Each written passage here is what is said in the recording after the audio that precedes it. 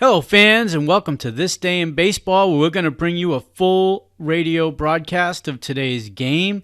And before we do that, I just want to thank Classic Baseball Radio, and there's a link in the notes where you can check out their full channel. They have many great radio broadcasts. And while you're listening to today's game, if you want to check out much more about the game and the players, look on the links below, and you're going to see links to player pages, the date the game happened, the year it happened, and the play-by-play. Enjoy the game, and check out the links while you're watching the game, and please don't forget to hit the subscribe button so that every time new content comes out, you're going to get that firsthand. And thank you again for checking out This Day in Baseball, and enjoy the game.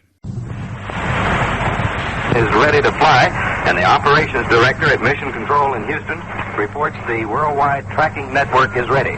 Now, of all of these people, thousands of them, and the hundreds of pieces of equipment needed for the flight report, they are ready to go. Flight director Chris Kraft is notified at the Mission Control Center in Houston that the Gemini Titan IV is now ready and is committed for launch. So we're coming up at 5.5 minutes before liftoff. From this point on, the count is controlled automatically. This is what is called the terminal portion of the count, where an automatic sequencer takes over to make the final checks electronically. If anything in the maze of wires, tubes, and pipes that make up this 11-story tall Gemini Titan rocket poses a threat to the safety of the flight, the count will be stopped automatically. Otherwise, in a few moments, astronauts McDivitt and White should be airborne. We will be getting another report momentarily on the status of the flight. At this point, everything seems to be proceeding smoothly. And if it continues so, the launch should take place in about 5 minutes. Control will be from launch time on at the Mission Control Center, a spanking new room in a new 3-story building costing something over $100 million at the Manned Spacecraft Center in Houston. And we expect to get a report within just a few seconds on the latest status in these final moments of the countdown on the launch of Gemini 4. Paul Haney in Houston. This is Gemini Control Houston for the count. T-minus 5 minutes and counting. At T-minus 7 minutes, we completed a spacecraft test conductor status check, and all elements were green and go. At the conclusion of that status check, spacecraft test conductor Frank Wittig of the Kennedy Space Center signed off to Jim McDivitt for a short message which simply said, "Okay, Jim, have a good flight." In the last minute, the launch vehicle test conductor, Frank Carey of the Martin Company, is conducting his status check. The bird looks just as green as the spacecraft. The count, T-minus 4 minutes and 30 seconds, and proceeding. This is Gemini Control, Houston. We're in the final minutes of the countdown as the Gemini Titan rocket's guidance system has given its commands to fly the astronauts to a point 100 miles above the island of Bermuda, where McDivitt and White will begin the longest flight yet attempted by the U.S. If all goes well, they will spend almost 100 hours in their contoured seats to come within less than 1 day of the longest manned space flight, that of Russian cosmonaut Valery Bovisky, made 2 years ago this month. The Russian colonel came within 1 hour of spending 5 days in orbit.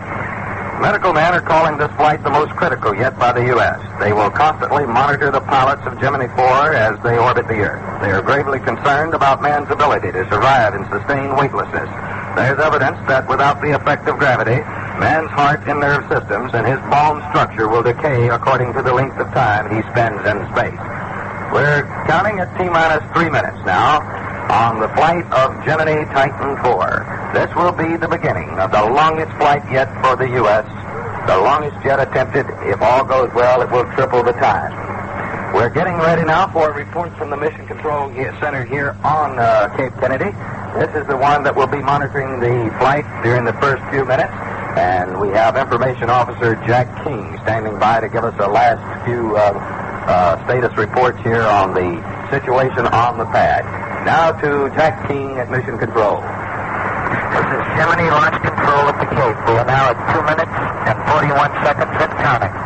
At this final phase of the countdown, we're just finishing up our final guidance checks with the launch vehicle. All systems are good, both in the Gemini 4 spacecraft with pilots Jim McDivitt and Ed White, and with the launch vehicle on the pad. This is Gemini Launch Control at 2 minutes and 20 seconds and counting. heard the latest statement from John W. King, Jack King, in the Mission Control Center here as the excitement begins to mount. For the second manned launch in the Gemini program, the astronauts are James McDivitt and Edward White, and it promises to be the most dramatic flight in the history of U.S. manned space. That is with the rendezvous coming up in just about 3 hours from now. Edward White's dramatic walk through space, a 12-minute walk, that is, in orbit across the United States from California, northern Mexico, to across Georgia off Savannah. He will take it in about 12 minutes and possibly touch the second stage of the Titan rocket booster that will boost him hopefully into orbit in about a minute and a half. Minus 90 seconds and counting. The launch vehicle has gone to internal power. The launch vehicle is now on its own battery power. All systems still looking good in the spacecraft and with the launch vehicle itself. You'll be receiving reports from Gemini Control here along. Right now we have NBC's Herbert Kaplow outside our vantage point. He's standing by to give you a description of the launch as it takes place. Now we're going to switch you to Herb Kaplow. It's a virtually clearless, cloudless sky, and we should be able to see the booster for a considerable portion of the powered flight. Perhaps 2 minutes. Sometimes on a clear day, you can actually see the burnout of the first stage and a puff of smoke, which would mean the ignition of the second stage, which comes about 2.5 minutes into the flight. It's warm, sun, hardly any breeze, and as we said, not a cloud that I can see in the sky over the Cape. Shortly after launch, there probably will be a couple of jet fighter planes. The countdown still looking good at this time. We see 2 wisps in the sky, but we're not sure that they're the fighter aircraft, which just have vapor trails in there spewing forth from the rear of the airplane. Last 10, 9, 8, 7, 6, 5, 4, 3, 2, 1, 0. First the flame and the orange and red smoke. Second hold down, now lift off. The yellowish, transparent flame coming forth on the forked effect, and the sound starts to rumble as the spacecraft moves up. And in a few seconds it will start its roll program, which is for guidance.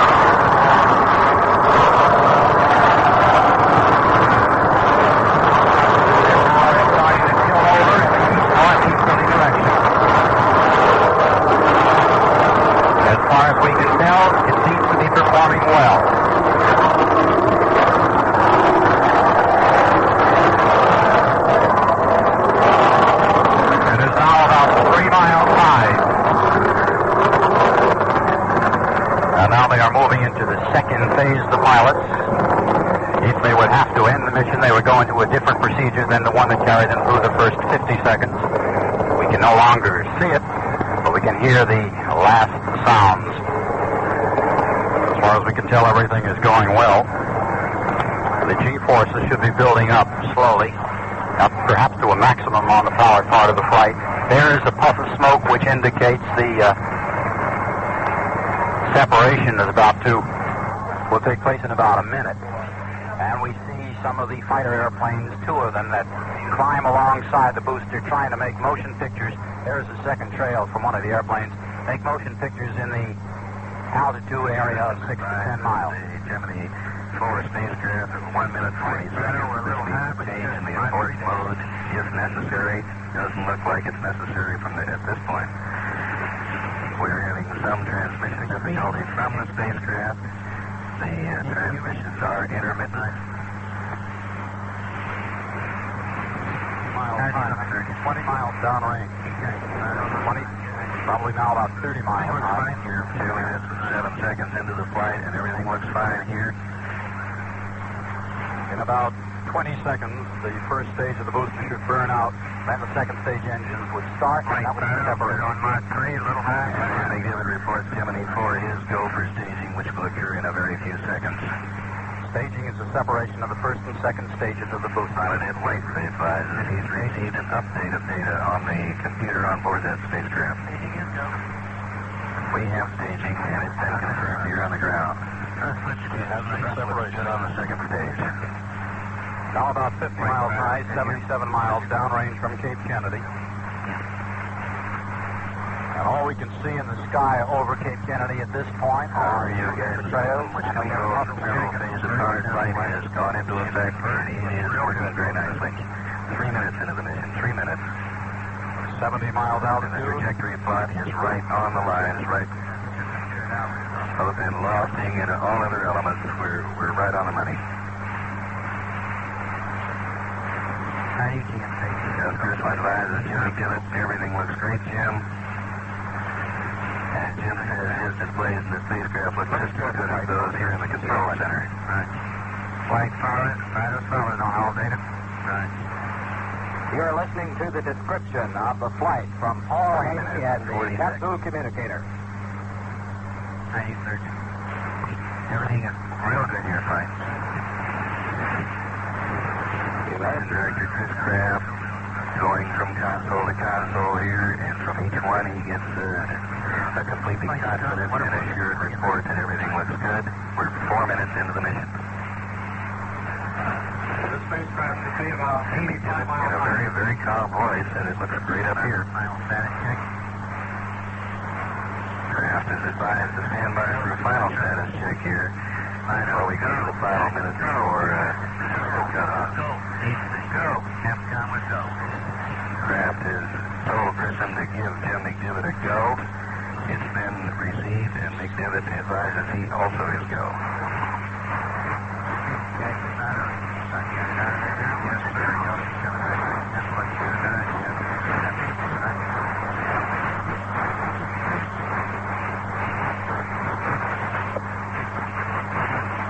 4 minutes and 50 seconds. Our values are right on the money. 100 miles high, speed 12,500 miles an hour. Stand by for point 8. We're standing by for point 8, that point where we have achieved 80% of the required velocity. 80%. 5 minutes and 70 seconds in. How you guys? We're solid flight, both systems. Guidance says we're solid. Both systems, the primary system in the booster and the radio guidance steering system. 5 minutes and 30 seconds. Stand by for sustainer engine cutoff. Go, McDivitt says. And Grissom confirms here on the ground that we have a single Looks a little short to me. Nope. Looks like you got it crossed up the advantage. Right. You can hear the voices of the astronauts in the background talking to Right, Mr. plan Crow. calls from McDivitt to, we've been given a go by Chris Kraft. Right. Grissom repeat, here goes Gemini 4.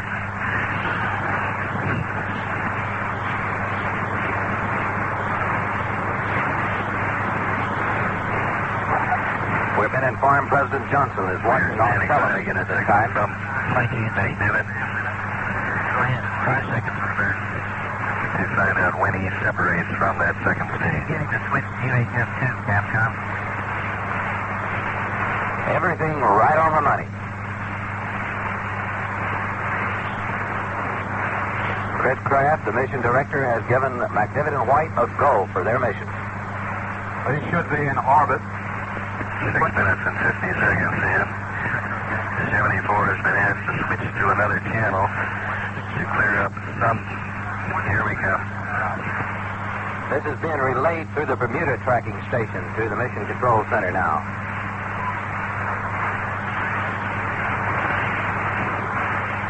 We will shortly be getting Jim McDivitt advises his incremental velocity indicator within the spacecraft during the separation maneuver, which has occurred within the last minute. Red is follows. 3 forward, 11 right, and 2 down. This is where he will pull away slowly about 3.5 miles an hour to separate only 300 to 400 feet Jim from the McDivitt booster. advises he's turning around at this time to face the booster. Flight distance retro. This will give him a direct check with the distance of the booster. He says the second stage, which he now has in view, looks pretty. Distance retro, a new 1 altitude. He says it's also tumbling slightly. 1403, Capcom on 1 alpha. Flight M&O, you're clear for the stage display. Flight Adam. Go ahead. 87 by 153, Bermuda data coming in. That is probably the apogee. 87 by 153. Bermuda data coming in. That is in nautical miles, which would be in round figures a little less than 100 to 185 statutes. This orbit, the lowest point, 87 miles. This is Gemini Control Houston, 8 minutes and 36 into the mission. 8 minutes and 30 seconds into the mission. Grissom here, the capsule communicator has just passed to Jim McNiven and Ed White via our Bermuda station, the following orbital elements. 100 statute miles at perigee, 175 statute miles at apogee. This is exactly what the book calls for. We're 9 minutes in. And stand by and we'll be prepared in a very few minutes to play the booster phase tape conversation for you. Stand by. We might mention that the orbital figure sought here in apogee, this is a high point, is 185 miles. We don't know that this was a mistake on Mr. Haney's part. He could have made a mistake here with this 175 number. We're going to receive the tape here in just a moment of the actual conversation between the astronauts during the powered portion of flight and capsule communicator Gus Grissom, who made this flight a little more than 2 months ago. Should be coming up any time. Some of those voices in the background are that of the astronauts. Some of them, the capsule communicator, which would be Virgil Grissom, and then, of course, we're hearing some of perhaps the Bermuda tracking station. I'm not sure whether that's one of the voices coming in there. It is at this point, be interested to see whether the second stage is tumbling too much. They mentioned it was tumbling, and this will determine largely whether White decides when he steps out from is outside of the spacecraft activity, whether or not to try and touch it. They did say, he did report, McNiven reported, that it was tumbling a little. Yes, he said it was pretty. I think it was his turn. No, he actually said it was tumbling. Yeah, and pretty, I think. So whether it's too much, we'll see. And pretty close to nominal insertion. We're at 87 by 153. He has a 1 alpha time. We're listening now to orbital information coming from Bermuda, talking about the altitudes of the orbit. We're not yet listening to the tape made when the flight took place. He is on UHF number 2.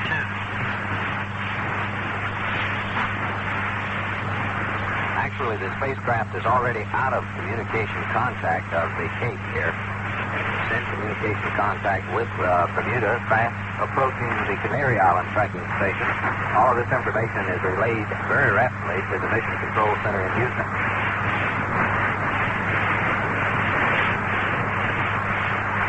He should be somewhere between Bermuda and the Canary Islands on his first orbit. He's supposed to hit the Canary Islands at about 14 minutes in. I think. Well, he will be in communication contact. He'll be over in about 20 minutes. That's right. And apparently everything so far seems to be going fine. They're in orbit. The second stage is in orbit. And now the two gentlemen will be... We haven't heard yet whether they are in that 300-foot separation between the two space objects. But we'll probably get a report momentarily. The first orbit will be used largely by the two men to check the systems in the spacecraft before they go into the very important and intriguing second orbital operations. I think we're going to get that tape coming up now from Mission Control Center. I hear something sounding like the roar of the rocket in the background here. Yes, this is a rocket roar. This is a powered portion of the tape playing playback.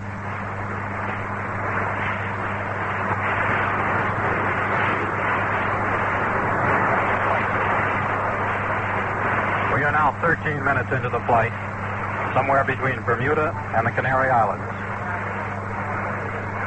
And as far as we can tell to this point, the flight is proceeding well. The first of what is hoped to be 62 encirclements of the Earth. That sounds like one of the chase planes. This is probably a recording of the first moments of launch with the chase planes. The two fighter planes go up alongside and climb parallel to the booster, trying to take motion pictures at some of the higher altitudes. Of course, they can't stick around very long. The chase planes don't have the altitude capability. Let's see where we are. We're 13 plus minutes into the flight. But we should have astronaut Edward White at this time going into his compartments under the seat, taking out his blood pressure bulb, his Hasselblad blast camera, and his film packs, the 16-millimeter movie camera and its magazines and lens and other equipment that will be needed to carry out the mission during the next 2 hours here, Herb. They should be getting some interesting photographs along about now of that booster trailing them.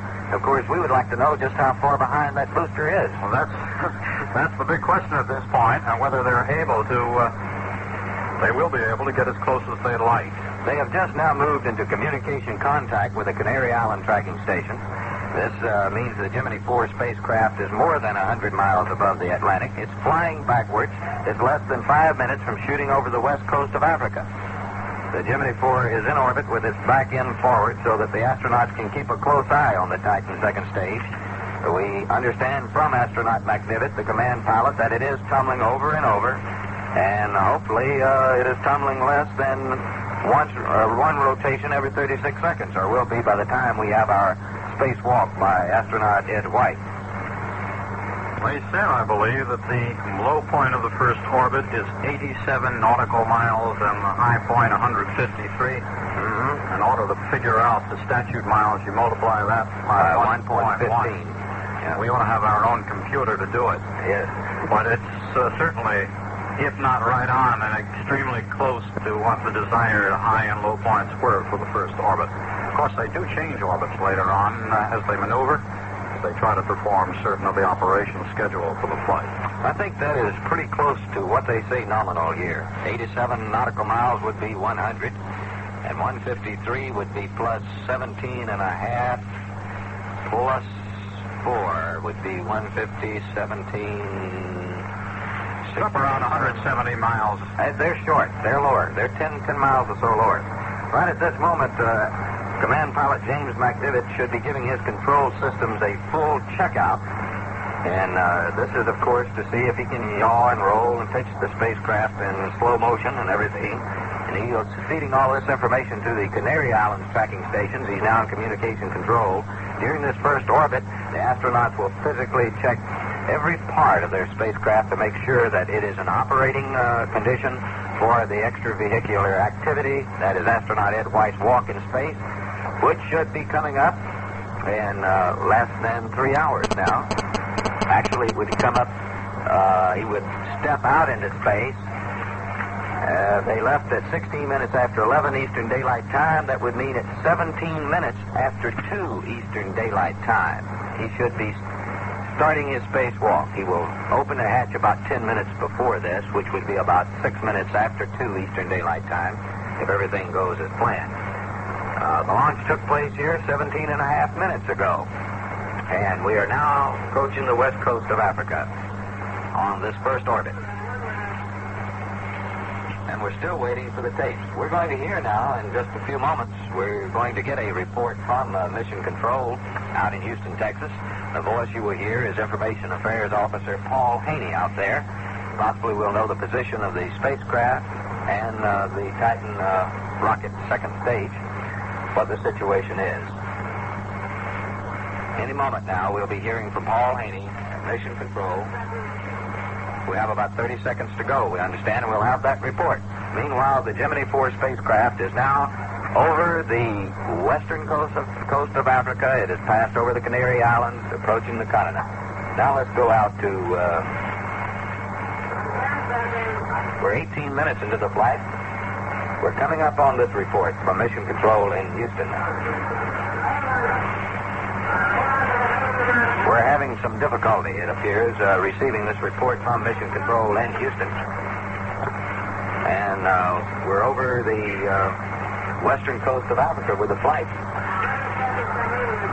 We assume that what Haney is doing in Mission Control is gathering all the pertinent data to try and give us a status report on the life of the orbit. And some of the other essential details is particularly interesting to us because of what people hope to achieve in the second orbit, which would be for White to step out of his spacecraft at the end of a 20... Here we go for that report from Paul Haney now. This is Gemini Control, Houston. The spacecraft this time is directly over Canary Island Station. It is beginning its passage across the African continent. We're in excellent voice contact now. The crew has switched to a second or a backup UHF channel, which reads much clearer than did the other UHF channels they were using in the launch phase. Communications are coming through there excellently upon contacting the Canary station. Jim McDivitt was advised that his status looked excellent from the ground, and McDivitt came back with a Roger, thank you. They've read out their onboard quantities, which appear to be quite nominal at this point in the spacecraft. They are being updated as to the time and the exact time references for a recovery should one become necessary at the end of the first revolution. We've seen nothing in this first 20 minutes of flight which would make such a recovery necessary, but it's standard procedure to pass this along. We can hear Ed White's big baritone voice booming in now into the Canary station, being relayed back here. This is Gemini Control at 20 minutes after the hour. You've been listening to a description of the blast-off and start of the historic 4-day Gemini 2-man space flight, which is scheduled to continue until Monday morning. The experiments, in which Major White leaves the spacecraft and the craft itself is to be maneuvered close to the burned-out second stage of the booster, occur near the end of the second orbit, which will be sometime after 2 p.m. This afternoon, some minutes before the beginning of the experiment, WGY will rejoin NBC for continuous coverage of this spectacular phase of the flight, and always, of course, will bring you regular bulletins on its progress. You are listening to stations WGY and WGFM in Schenectady. Now Casey Stingo coming out to home plate with his line of guard to present to the umpire, the home plate umpire in this game, Mel Steiner. Out for the Pittsburgh Pirates, Coach Alex Ramis. And this is the way the card reads. For the New York Mets, Bobby Klaus to lead off. He'll be back at second base. At Greenpool, batting second at first base. Joe Christopher, right field tonight, playing in the third batting position. Batting in the cleanup spot, Charlie Smith back in the lineup at third base. Ron Swoboda has been moved to left field. He'll be batting fifth. Jim Eklund in center field batting sixth. Roy McMillan, the shortstop, batting seventh. And Chris Catazell, the catcher, batting eighth. Galen Cisco pitching, batting ninth. Mets are using Joe Christopher in right field for the first time this year, and mainly because he has played right field here in Forbes Field. It's a very difficult field to play because of the slanting wall that extends from the foul pole out toward right center field. Ron Swoboda moved over to left field, playing left field for the first time, and left field a little more regular in play. For the Pittsburgh Pirates, who have moved up in the standings, they have a record now of 21 wins and 24 losses, having won their last 12 consecutive ball games. Bob Bailey will be leading off and playing third base.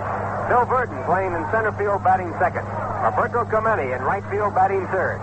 Willie Stargell in left field in the cleanup spot. Don Clendenin at first base, batting fifth. Bill Mazeroski at second base, batting sixth. Andre Rogers, the shortstop, batting seventh. The catcher will be Jim Pagliarone. He is batting eighth, and on the mound, Joe Gibbon batting ninth. And now the Pirates take the field.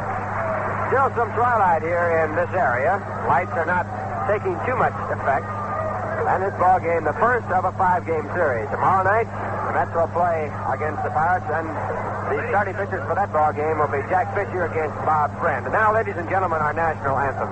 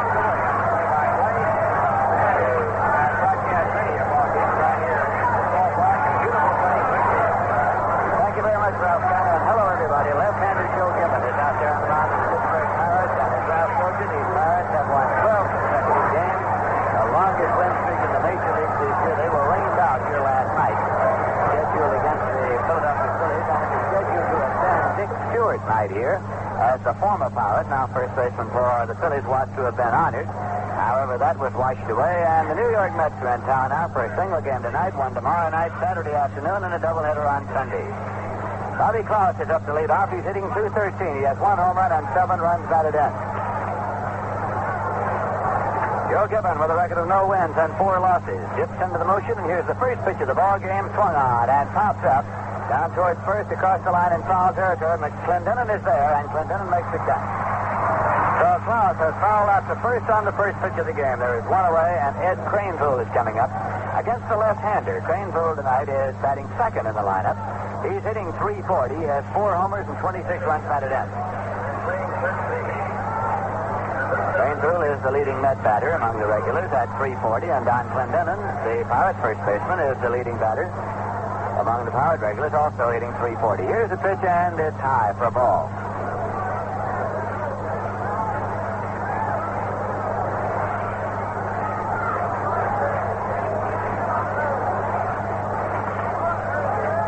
Pitch is in there for a call strike as Ed Cranepool was taking.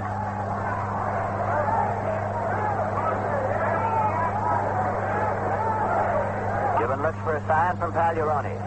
Has it, and here's the 1-1 delivery. Breaking ball, it misses low and away. So it's 2 balls and 1 strike. Joe Gibbon started against the Mets in New York last Saturday. He faced 5 men while pitching 1/3 of an inning. He allowed a 3-run homer to Joe Christopher. The Pirates finally won that game 7-4. Don Schwall got the win in relief. Here's 2-1 pitch, and it's in for a call strike. He went to the fastball. It's 2-2. Last year, Joe Gibbon against the Mets won 2 and lost 1. His lifetime record against the Mets is 4 wins and 2 losses. Now the 2-2 delivery. Swung on and foul back into the seats and out of play. The count holds at 2-2 with 1 man out and nobody on base. Yogi Berra on the coaching lines for the Mets at first base, and Don Hefner's on the lines at third. The Mets, of course, were rained out yesterday afternoon in Chicago, so they came on to Pittsburgh a little early. 2-2 pitch. Low for a ball. The count is run full to Cranepool, 3-2. So the Mets had 1 tie in Chicago and 1 rain out and won the other 2 games, so they swept the series. Here's a payoff pitch. Swung on and missed, struck him out. Joe Gibbon chalks up his first strikeout of the evening. There are 2 away, nobody on base, and Joe Christopher's coming up. Joe, a former Pittsburgh Pirate himself, has a 9-game hitting streak going. He's hitting .250 for the season with 2 homers and 20 runs batted in. Christopher batting number 3, and manager Casey Stengel's batting order. In Milwaukee this evening, at the end of a half inning, the Giants nothing and the Braves coming to bat. Bob Shaw against Ken Johnson making the start for the Braves. It's all night action in the National League. The Dodgers are at St. Louis. Houston at Cincinnati. Here's a pitch in for a call strike. The Philadelphia Phillies and the Chicago Cubs are not scheduled. In the American League, the Minnesota Twins this afternoon beat the Boston Red Sox 4-3. The Twins are on top in the American League. Camilo Pascual got his 7th straight win. He has lost none. Billy Monbouquet started and took the loss. Bob Allison had a 2-run homer. Here's a pitch swung on and missed. Slow curveball. A 2-strike count to Christopher. The afternoon game between Boston and Minnesota, the only American League game scheduled. 2 men out. Nobody on base here in the top half of the first. Joe Gibbon from Newton, Mississippi. He has a B.S. degree from the University of Mississippi, where he was an outstanding athlete. And here's the 2-strike delivery.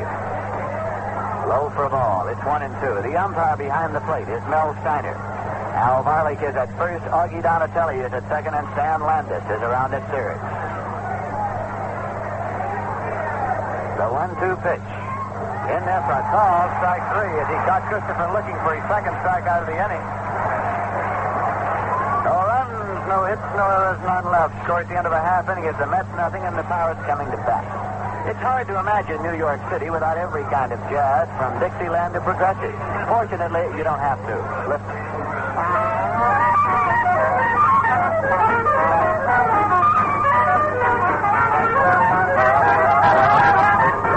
That's Backstreet Rag, a uniquely American sound. It came up the Mississippi out of New Orleans with the Negro jazzmen who played it to the world.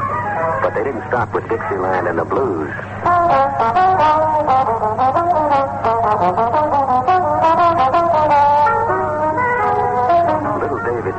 by John Lewis, is a new sound that's part of a new generation. But whether it's the old jazz or the new, it's thirsty work for the musicians. And when they put down their instruments, they'll pick up a cold beer, often Rheingold extra dry. In fact, in New York City, where there are more kinds of jazz than in any other city in the world, more people drink Rheingold than any other beer. Why do so many people like Rheingold? We don't know, but we must be doing something right. We'll be going now to the bottom half of the first inning, and Bob Bailey will be up to face Galen Cisco, who has won 9 and lost 2 so far. Most of the Mets spend most of the day at the hotel watching and listening to the progress of the American astronauts. And with regard to that, orbit number 7 started about a half hour ago, and everything is going normal now with American astronauts Flight and McDivitt. We'll keep you posted if there is any news to report with regard to their further progress during the course of this ball game. Bob Bailey up now. He's hitting .245. He has 3 homers and 13 runs batted in. There's a swing and a foul ball back and out of play. It's strike 1.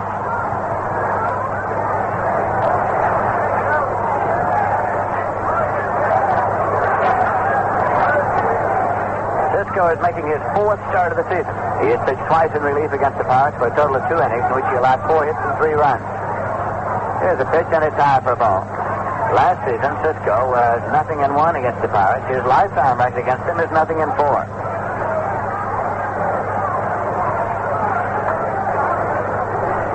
Cisco looks in to get a sign from Chris Canizero. And here is the 1-1 pitch. This is way outside, off the glove of Canizero, comes all the way back. It's 2-1. This is the first appearance of the New York Mets here at Forbes Field this season. It is the last ballpark for the Mets to visit before starting the second time around. So here it is early June, and the Mets are just now making their first appearance at Pittsburgh. As you know, under the 162-game schedule, each team plays in every other park a total of 9 games. So the Mets will play 5 of their 9 against the Pirates in this homestand. Here is a swing and a miss. 2-2. Last weekend, the Mets and the Pirates played 4 games at Shea Stadium in New York. Each team plays every other team a total of 18 times during the course of the season, 9 at home and 9 away. So when this series is complete, the Mets will have played half of their season's total with the Pirates. 2-2 is the count to Bailey at the plate. Cisco deals, and it's in there for a call, strike 3. A fastball by him, and Galen Cisco chalks up a strikeout. That brings up center fielder Bill Verdon of the Pirates, hitting .303. He has 1 home run and 8 runs batted in. And playing center field, number 18. On the coaching line for the Pittsburgh Pirates, Johnny Pesky is at first base, and Alex Stammet is the coach at third. The Pirates managed this year by Harry Walker, Harry the Hat. Verdon is a left-hand batter. Started out originally in the Yankee system. Here's the pitch that is outside for a ball. The Yankees gave up Verdon to the Cardinals when they got Enos Slaughter. Here's a 1-0 pitch. Change, and it's hit on the ground to second. Klaus is over up with it. Cranesville goes to the bag, and there's the throw just in time, 2 away. Cranesville started for the ball at first and then saw Klaus would get to it, so then had to hustle over to the bag, take the throw. 2 away, and Roberto Clemente is up now. Clemente against the New York Mets has been going like a house afire. He's 11 for 19. That is a clip of .579. Mets couldn't get him out last weekend. His season's batting average is up now to .308. He has 17 runs batted in. Right-hand batter. Galen Cisco with the pitch to the right-hand batter, and it's inside for a ball. The Mets with an infield of Ed Cranepool at first, Bobby Klaus at second, Roy McMillan at shortstop, and Charlie Smith at third. Ron Swoboda in left field tonight. Jim Hickman in center, Joe Christopher in right field. Here's a pitch inside. Right field can be a tough one here at Forbes Field because there is a wall out there, and there is a screen also, off which the ball is in play. Joe Christopher, having played with the Pirates here, is familiar with it, and the Met management figured they'd rather have Christopher over there than to have Swoboda over there. Swoboda never having played this ballpark at all. Here's a swing and a foul ball backing out of play. So it is Swoboda playing left field and Christopher playing right. Last year, of course, Christopher was the regular right fielder for the Mets throughout most of the season. But switched over to the left at the start of spring training this year, because the Mets were figuring at that time that Johnny Lewis would be given a good shot at being the regular right fielder. Here's the 2-1 pitch. High for a ball. So now Cisco goes behind 3-1 to Roberto Clemente. And Willie Stargell is on deck.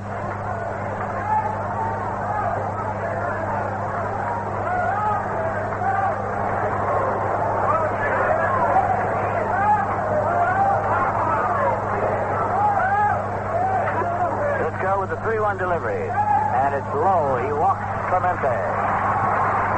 Coming with 2 men out here in the bottom of the first, and Willie Stargell is coming up. Well, Stargell's another man the Mets have had trouble getting out. He's gone 7 for 16. That's 438. His season's batting average is 241. Stargell leads the Pirates in home runs with 10, and he is second in runs batted in with 23. Clendenin leads the Pirates in RBIs with 27. 2 men out and a runner at first. No score in the bottom half of the first inning. Forbes Field in Pittsburgh, Pennsylvania.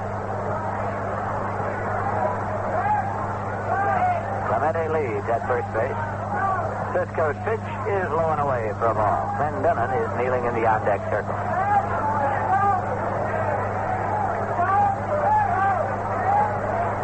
Forbes Field, scene of the 1960 World Series between the Yankees and the Pittsburgh Pirates. 1-0 pitch. Thrown in on the ground to second. Taken by Klaus and thrown on in time. And Stargell grounds out Klaus to Crane Poole. No runs, no hits, no errors, 1 left. And the score at the end of an inning is the Mets nothing and the Pirates nothing. Mets will be coming home to Shea Stadium Tuesday night, Wednesday night, Thursday night against the San Francisco Giants. Friday night, Saturday afternoon, and a doubleheader on Sunday against the Los Angeles Dodgers. If you'd like to purchase tickets for any future games of the New York Mets at Shea Stadium, the advance ticket window at Shea Stadium is open 7 days a week. It's open weekdays 8 to 6 and weekends from 9 to 5. There is a Mets ticket office for the special convenience of commuters at Pennsylvania Station and another at the Grand Central Terminal. At Penn Station, it's in the Long Island Railroad waiting room. Open weekdays 8 to 6, Saturdays 8:30 to 4 at Grand Central at the foot of the 42nd Street and Vanderbilt Avenue ramp. Open weekdays 8 to 6, Saturdays 8:30 to 4. For Long Islanders, there's a Mets ticket office at Macy's in Huntington, open during regular store hours. Reservations can be made for box and reserve seats at any of the Howard closed stores in the greater New York area. There's instant reservation service at all Child's restaurants and Calico kitchens in the greater New York area. And tickets to all Mets games may be ordered by mail. Reserve seats are $2.50 each, box seats are $3.50 each. Simply add 25 cents to each order for handling and postage. Address checks and money orders to Mets Ticket Office, Shea Stadium, Flushing, New York.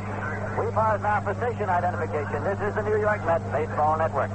This is WGY 810 on the dial, Schenectady. The time is 8:31.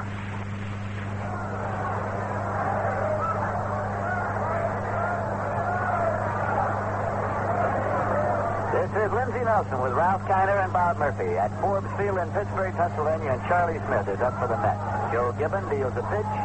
Swung on and popped up foul. Coming on back is catcher Pagliarone, but it's in the seats and out of play. Well, there's a big Ron Swoboda banner in the third deck here at Forbes Field. Only banner I see of any kind around the ballpark. Charlie Smith, after having been out of the Met lineup with a cold and a respiratory infection, is back in tonight at third base. Here's a pitch. Swung on and missed. And Charlie Smith ripped a few out of here during batting practice. He says he feels fine. He's hitting .276 for the season. He had 5 homers and 20 runs batted in. He was in the midst of a hot streak when he went out of the lineup.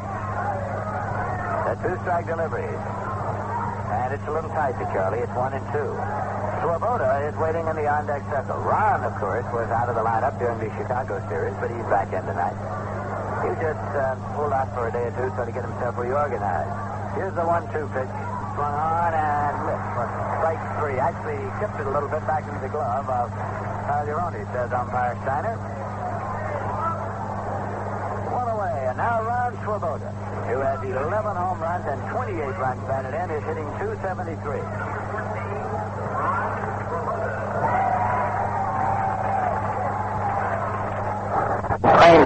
Swoboda and Bob Taylor had done it previously. The pitch to the right-hand batter, swung on and missed for strike one.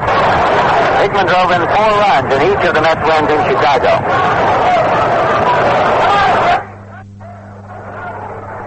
No score. We are missing the play-by-play for Hickman's at-bat, but he did fly out to Roberto Clemente in right field. There was nothing across for the Mets in their second inning.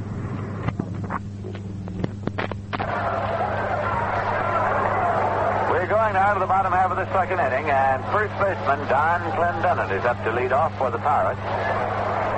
Clendenin off to a great start with a .340 batting average.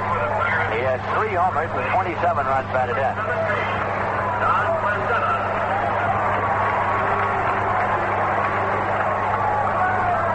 Clendenin is a tall, rangy right-hand batter, facing right-hand pitcher Galen Cisco. Inside for a ball, it's 1-0.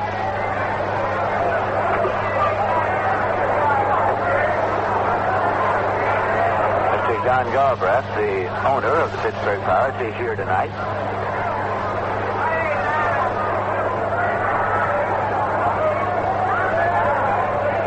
Cisco back off the rubber now, and Clendenin steps out.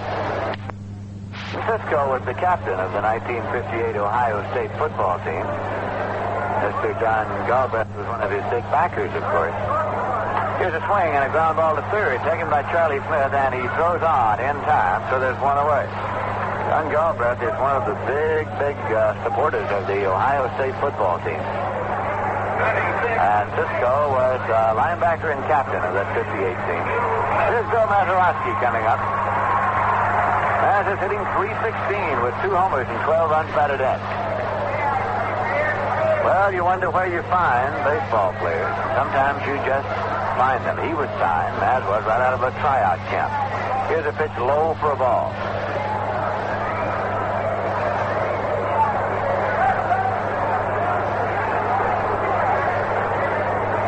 One away, nobody on base in the bottom of the second. 1-0 pitch, and it's low for a ball. 2-0.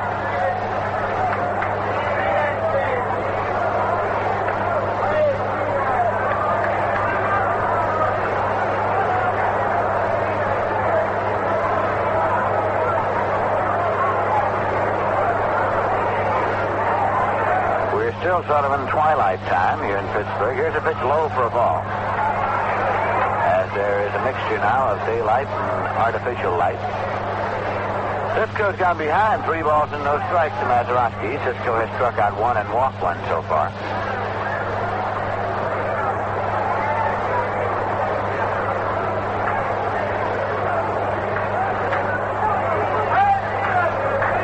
Waiting on deck is the shortstop, Andre Rogers.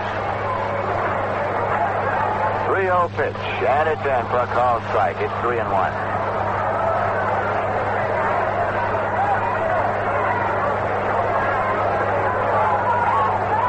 And the 3-1 delivery. Misses low and away, ball 4.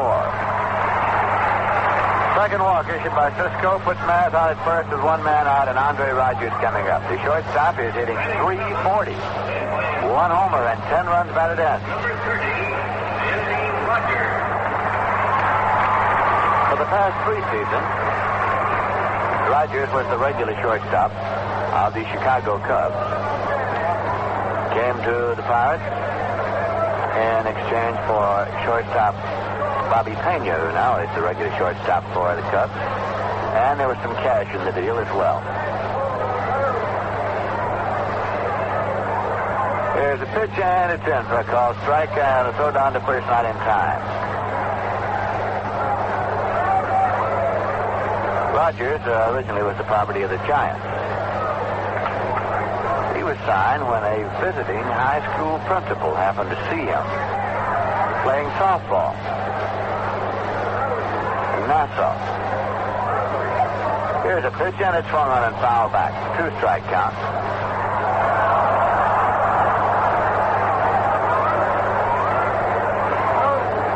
The ushers here at Forbes Field have been re-outfitted this season. They are wearing jackets and matching hats this year.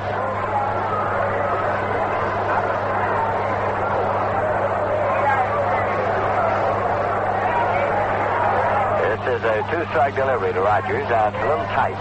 1-2. One man out, a runner at first. No score in the bottom of the second. The end of an inning and a half now. The Giants nothing, the Braves nothing. Bob Shaw against Ken Johnson.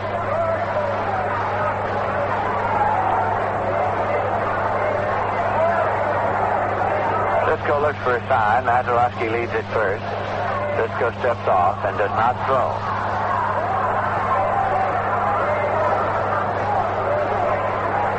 1-2 pitch. Swung on and hit on the ground through the hole into left for a base hit. It's charged by Swoboda, and Maz holds at second, and that's the first hit of the game coming off the bat of Andre Rogers with one man out here in the bottom of the second. The Pirates have runners at first and second with one man out, and Pagliarone's coming up. Pagliarone is hitting .232 with 4 homers and 13 runs batted in.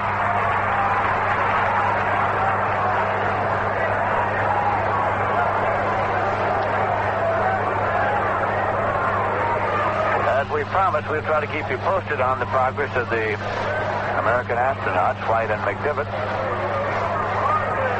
throughout the course of this ballgame. Here is the pitch, and it's in for a call strike to Pagliarone. Astronaut White is now asleep, and McDivitt is piloting the capsule. Gemini Control has given the go-ahead to do 18 orbits. Ed White had quite a time walking around outside that capsule today. Here's a swing and a foul ball off now to play. And Andy Rogers at first thought that it was a pass ball, and he had moved up and was trying to get Maz to move on. It was off the end of the bat of Pagliarone. It's a 2-strike count. Also a bulletin. President Johnson has just announced that he is withdrawing all remaining United States Marines from Santo Domingo.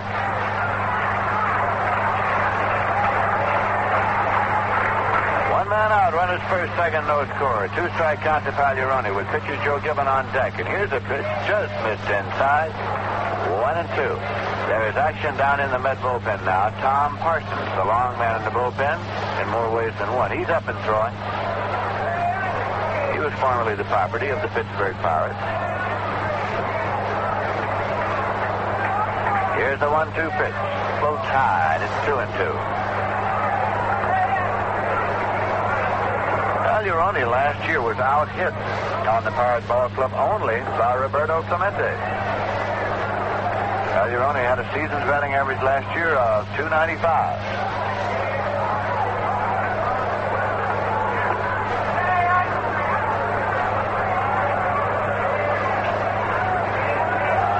Mazurowski at second.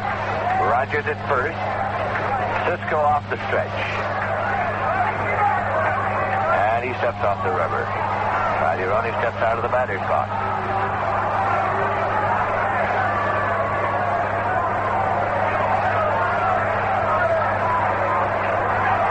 Now we're set once again. 2-2 pitch. Swung on and missed. Cisco strikes out Pagliarone for his second strikeout of the night. 2 away runners holding first, second, and Joe Gibbons coming up. Joe Gibbon is a pretty good hitting pitcher. He's been up 14 times this year, and he's had 2 hits.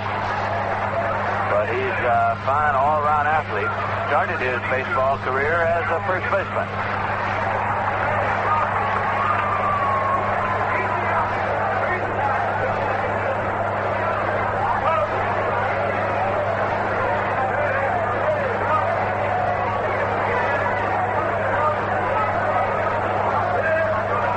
Gibbon is a right-hand batter. Here's the pitch, and it's a check swing foul ball. Back in the seats and out of play for strike 1. Danny Murtaugh, who retired last year as manager of the Pittsburgh Pirates, is on hand here tonight, and he was in the Mets dugout before the ball game, renewing a few acquaintances. He's still in the Pirate organization. Murtaugh took over here in 1957 from Bobby Bragan. Here's a pitch, and it's in for a called strike. A 2-strike count, now to Gibbon.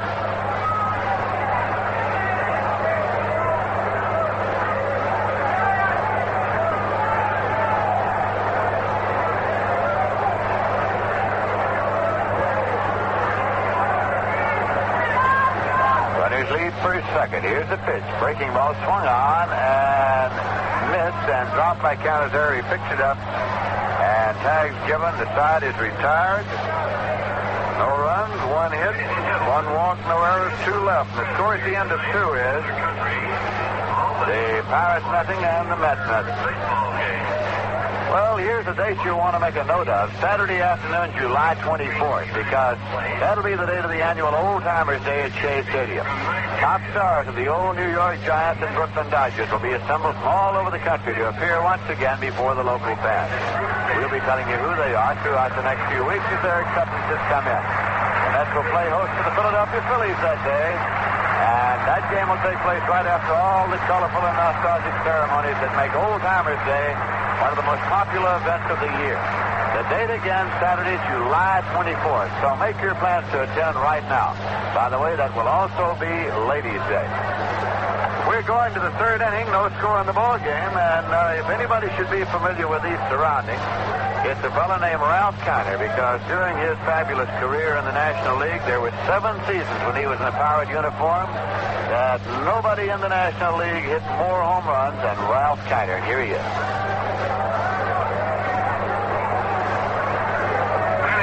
Thank you, Lindsay, and hi there, everyone. Top of the third, the first time up for Roy McMillan as he comes up against Joe Gibbons. So far, Joe has retired 6 in a row, striking out 3 in the process.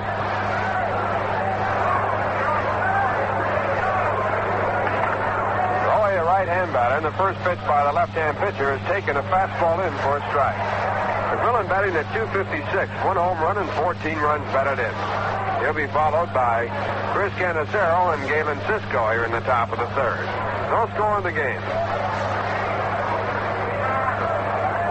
And a swing and a miss. It's strike 2. Well, this game being beamed around the world to the Armed Forces by Armed Forces Radio, and a salute from us right here in Forbes Field to all of you everywhere.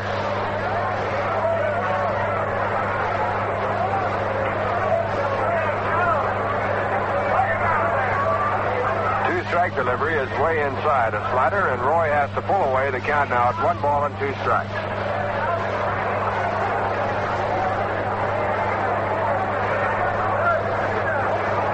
Twilight still taking some of the effect away from the lights here at Forbes Field. It's a pitcher's night right up to now. Now a line drive to the middle of base hit, and the Mets have their first one.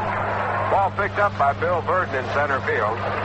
Thrown in, and Roy stays at first. So Roy McMillan, the first man to reach for the New York Mets. No one out here in the top of the third. The batter coming up is Chris Canizero, the catcher. Chris batting .160. He has no runs batted in, and he has been in 36 games. At the end of 2, Milwaukee won San Francisco nothing. Bob Shaw pitching for the Giants against Ken Johnson for the Braves. Starting pitchers at St. Louis, the Dodgers there. Sandy Koufax going for the Dodgers, and Bob Berkey pitching for the St. Louis Cardinals. First pitch to Chris Canizero, swung on and fouled at strike 1. Bob Berkey has taken over the starting rotation from Tracy Stollard. Tracy coming up with a back injury in Houston. Also scheduled in the National League, Houston at Cincinnati, Philadelphia and Chicago not scheduled. One game complete in the American League. Minnesota playing Boston, winning 4-3 behind Pasquale, his 7th win. The runner goes, a swing, and the ball dropped by the catcher, and Roy McMillan goes into second. Stolen base for Roy. Chris Canizero on the pitch, swinging at a pitch that was low and inside, protecting the runner. Good play by Chris Canizero, and it bothered Cagliarone, and he dropped the ball, and there was no play at second. So the Mets have a runner at second base. No one out. Top of the third.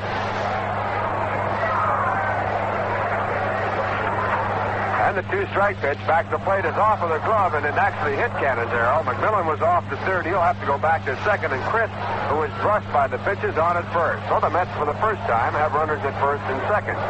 Still no one away, and Galen Cisco coming up. Our young people's future depends on your hiring them today. Call your local state employment service office for details on the Summer's Youth Opportunity Campaign.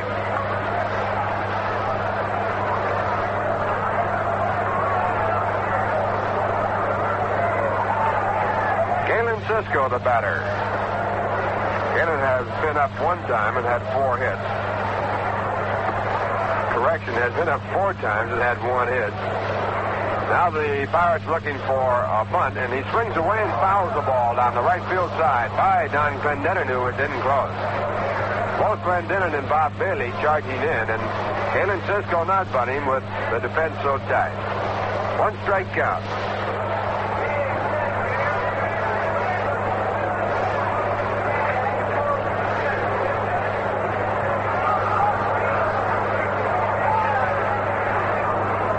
McMillan at second base, a base hit and a stolen base, his first this year. Chris Canizero at first, and now faking a throw at second base as Joe Gibbons swings around. No one covering there. McMillan back to the bag.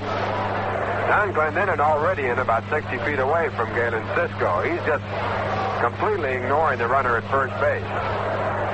Of course, Canizero there has to worry about Bill Mazeroski, the second baseman. Now the pitch back, taken inside, off the glove of Palironi. McMillan trying for third. He gets in there, no play. Going behind the plate down to second base is Chris Canizero, and it scored a wild pitch. Ball off the glove of Jim Palironi. He picked it up right behind the batter, and it looked as though he might have a shot at third base, but he didn't let go of the ball, and Roy slid in with no throw being made. So the Mets now have runners at second and third.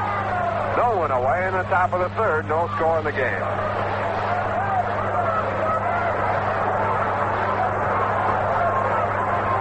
And the pitch back to Chris. And he swings and fouls it off. The count goes at 1 ball, 2 strikes. Once again.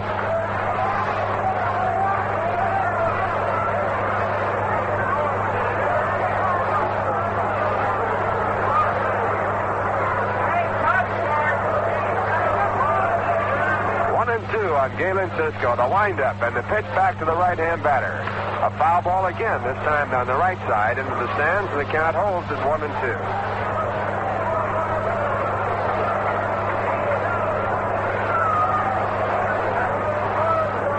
Infield playing in against the Mets here in the top of the third, hoping to cut off a run. On deck batter, Bobby Cloud. Now once again, it's Joe Gibbons back to the plate. And the pitch bounced to the middle. It goes on through into center field. Scoring easy, Roy McMillan from third, but holding at third base. Moving over from second is Chris Canizero. Chris had to wait at second base to see whether or not Bill Mazeroski could come up with a play. He almost got to the ball. It was a high bouncer right through the middle.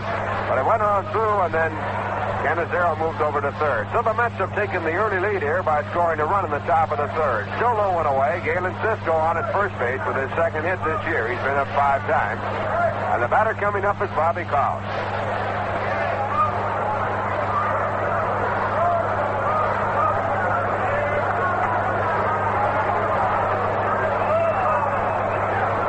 Bobby, a right-hand batter, hit the first pitch his first time up. Fouled out to the first baseman. Joe Gibbons in the stretch side. And to the plate. And Cloud takes a strike in the outside corner.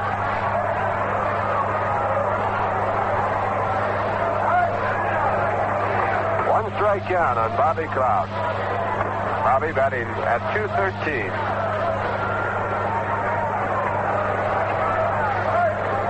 Now the left-hander back again, and a curveball fouled away, coming straight back from home plate, and the count moves up to 0-2. Tommy Sisk, a right-hander warming up in the bullpen for the Pittsburgh Pirates. Mets lead 1-0 with no one out. We're in the top of the third inning. Runners at first and third for the New York team.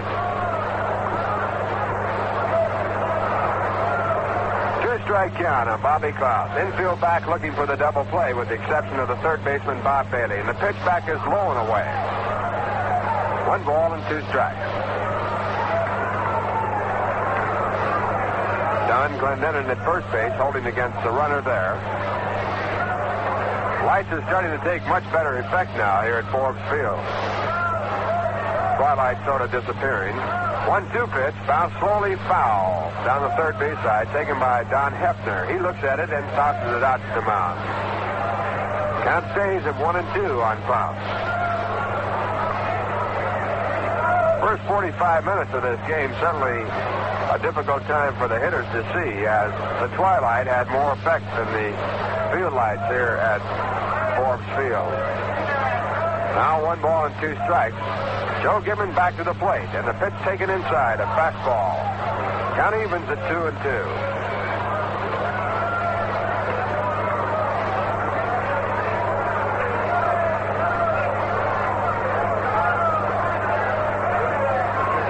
Balls, 2 strikes. Gibbon sets again. And his next pitch is hit high in the air on the first base side. Bill Mazeroski and Don Glendenin there. Don Glendenin makes the call and makes the catch. So the Pirates have picked up their first out here in the top of the third. Runners holding at first and third.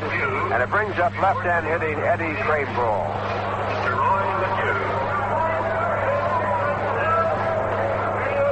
Kranepool struck out swinging at a 3-2 fastball his first time up. One of the 3 strikeouts registered by the left-hander Joe Gibbon. Mets have 1 run and 2 hits. The Pirates have no run and 1 base hit. Runners at first and third. The pitch by Joe Gibbon is hit foul off to the left side into the stand. Strike 1. Kranepool behind a fastball, fouling the ball off to the left side.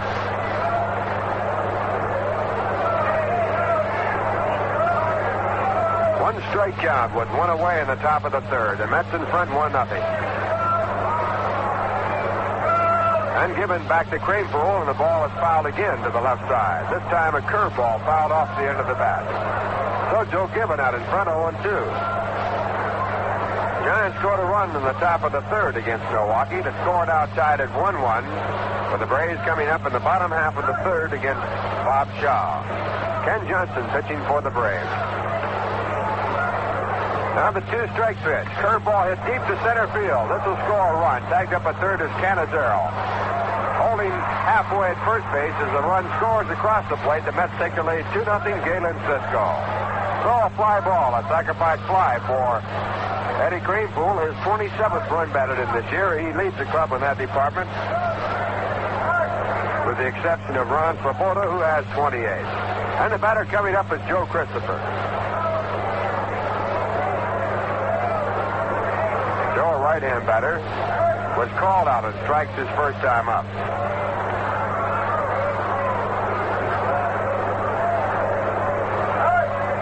Joe has a 9-game consecutive game streak going. Over that period, he batted .382. And his first pitch is outside and low. Fastball moving away. It's ball 1.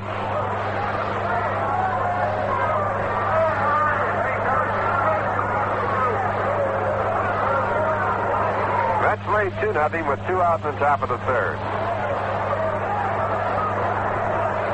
Pirates with a 12-game streak going for them, the longest in the league this year. Now the 1-0 delivery, slipping out of the hand of Gibbon. A good play on it by Pagliarone. Ball 2. Ball is high and away. 2 balls, no strikes.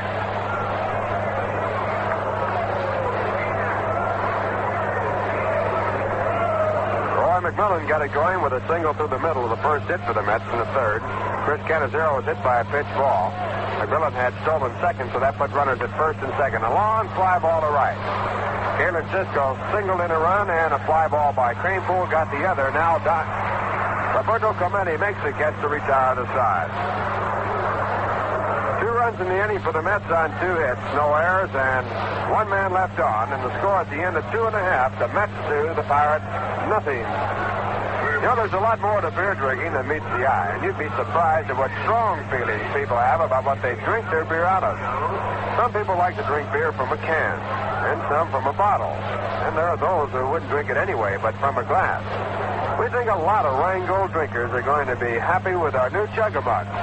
The Chug-a-Mug is a wide-mouth glass mug that holds 12 ounces of Rheingold Extra Dry. And it even feels right when you pick it up. A little cold brown mug has the shape and weight and gurgle of a good thirst-quenching drink of beer. And of course, that's what you get, because there's Rheingold inside.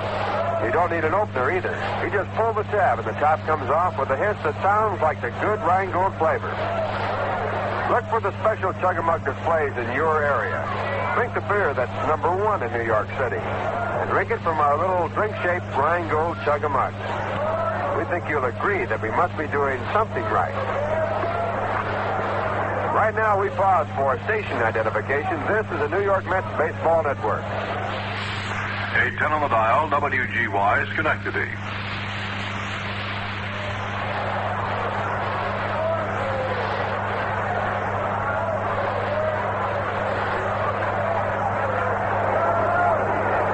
Along with Lindsey Nelson and Bob Murphy from Forbes Field in Pittsburgh, Pennsylvania. The Mets leading 2-0 as the Pirates come up in the bottom half of the third. It'll be the top of the batting order for the Pirates. Bob Bailey, Bill Burton, and Roberto Clemente. And on the mound for the Mets, Galen Cisco, who has pitched through 2 innings, giving up no runs, allowing 1 base hit. He walked 2 and struck out 3 in that period. Bailey struck out. He was caught looking at a slider his first time up. His average at 244, right-hand batter.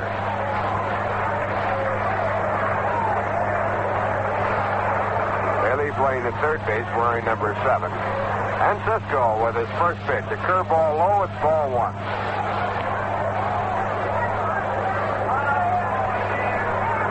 Down the left field line in Forbes Field, it's 365.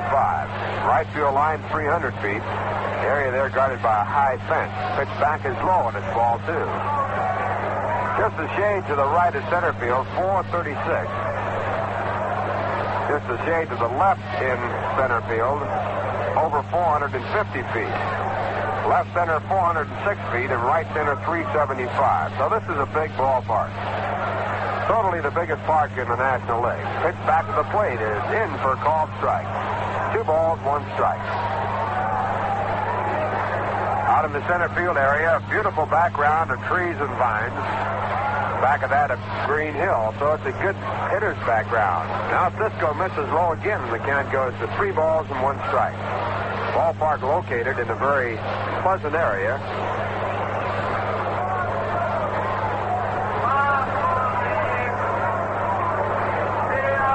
And Cisco now at 3-1, and the pitch is bounced in the hole, going over McMillan, the back in it. He has a long throw, and he can't get it there in time. But what a play by Roy.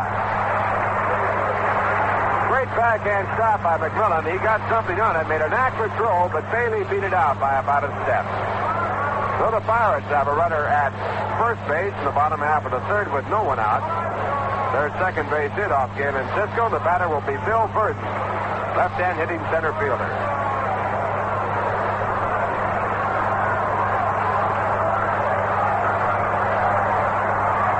Bill grounded up at second base his first time up. His average is 301.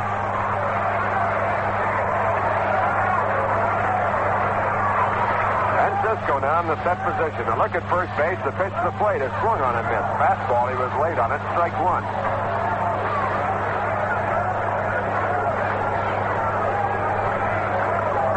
Burton, the second man in the batting order. The on-deck batter is Roberto Clemente.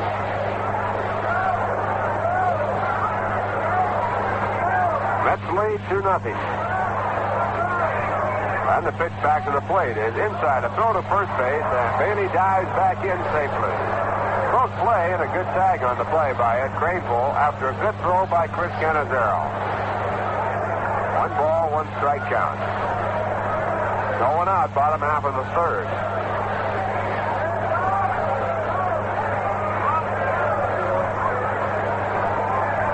Now Cisco a look at first base and back again. And the pitch is on the outside corner. Called strike 2. 1-2 on Bill Burton.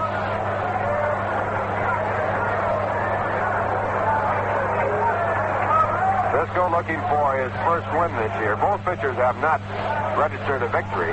Cisco is 0-2, and Joe Gibbon is 0-4. Gibbon the only man of the starting rotation not to win a game in the Pirate 12-game winning streak. Now the pitch back swung on a miss, strike 3, and Cisco with a fastball in the inside corner picks up his 4th strikeout. Now you'll face Clemente. Roberto Clemente getting the hand as he comes up.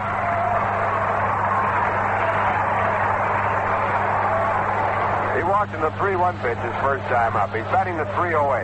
Against the Mets, he had 11 for 19 in a 4-game series, the first time these two teams met. 5.79 average. So he's still at that average against the Mets so far this year. And Galen Cisco with his first pitch hit hard through the hole into left field at base hit. Down to second base goes Bob Bailey, and he holds there as the throw comes in from Ron Swoboda. So that puts runners at first and second with one away and brings up Willie Stargell.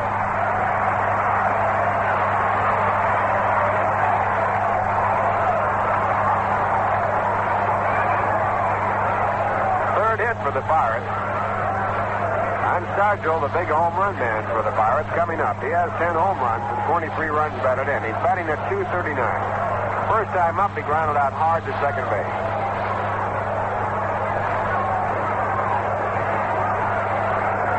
Galen Cisco with runners at first and second. And his first pitch to Stargell is a bold pitch. A good play out of by Canizero as he moves out to his left to take it just off the ground. Ball almost getting by. It's ball one. Bob Shaw has been knocked out of the box by the Milwaukee Braves in the bottom half of the third. No runs in that we have on our sheet here, but in pitching, Ron Herbel. Game tied 1-1 going to the bottom half of the third. A swing at a slow curveball. 1 ball, 1 strike. Ken Johnson pitching for Milwaukee. He was acquired from the Houston Astros about 2 weeks ago. Now Tom Parsons warming up again in the bullpen for the Mets. He was up in the second when the Pirates threatened on a base hit and a walk.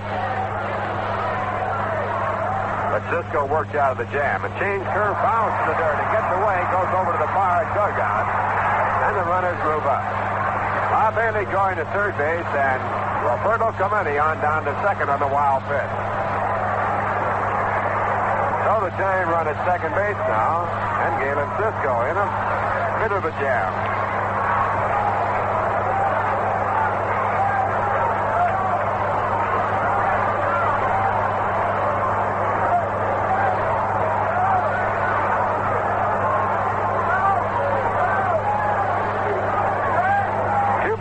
Strike count, and Chris Canizero out to talk it over with Cisco. In the stands here today, the owner of the Pittsburgh Pirates, the principal owner, Mr. John Galbraith. He was very instrumental in Galen Cisco's playing at Ohio State on the football team. John, a very strong benefactor of the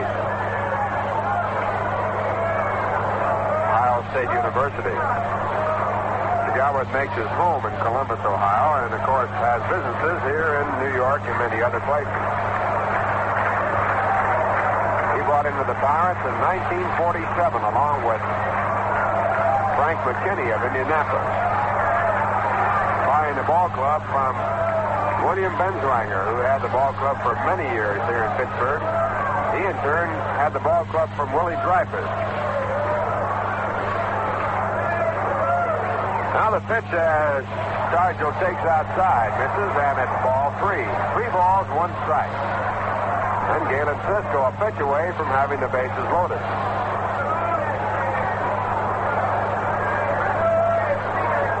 On deck batter, Don Clendenin. Now the 3-1 delivery. It is taken low and away, ball 4, and that loads him up.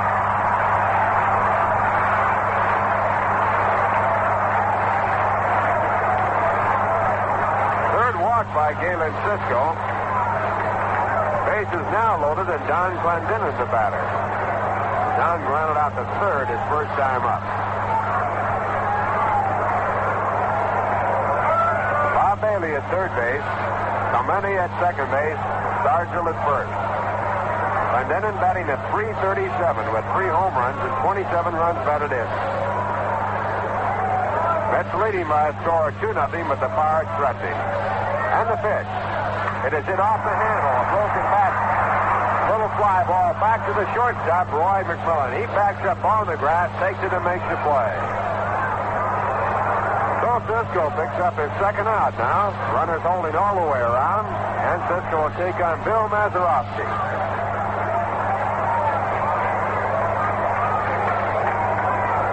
Mazeroski walked his first time up on a 3-1 pitch. He has an average of .316 with 2 home runs and 12 runs batted in.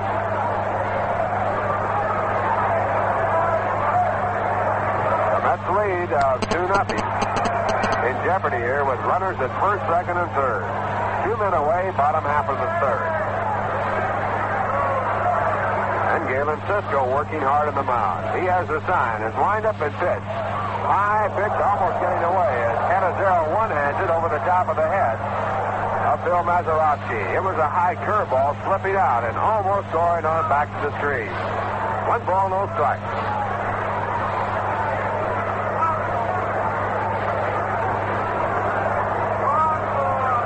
Infield set deep. They have a play at any base. Outfield shaded toward left field and fairly deep against the right-hand batter. Wind is blowing in from left field here tonight. Generally, the wind blows toward left field. But it's been a pleasant, cool day all day, and wind from that direction usually brings that type of weather. Now the pitch back to the plate. A drive to left. It's in the air. Coming over Swoboda. He has a chance for it, and he makes the play. Ron Swoboda about 2 steps away from the foul line, taking that line drive to retire the side. So the Mets get out of the jam as Galen Cisco leaves 3 on. No runs and 2 base hits. And the score at the end of 3. The Mets 2, the Pirates nothing. And now word from Cool Filter King. Top of the 4th, the Mets in front 2-0 as they come up against Joe Gibbons. First man up will be Charlie Smith.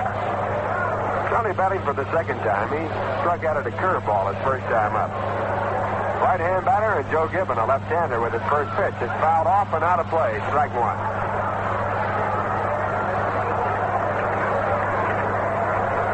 Charlie batting .274. He's been hitting well for the Mets. In fact, was hitting extremely well and was sidelined because of a heavy cold. Now back in the regular lineup for the first time in about 5 days. A 1-strike delivery. It is taken away, and it's ball 1. 1 ball, 1 strike. Charlie with 5 home runs and 20 runs batted in.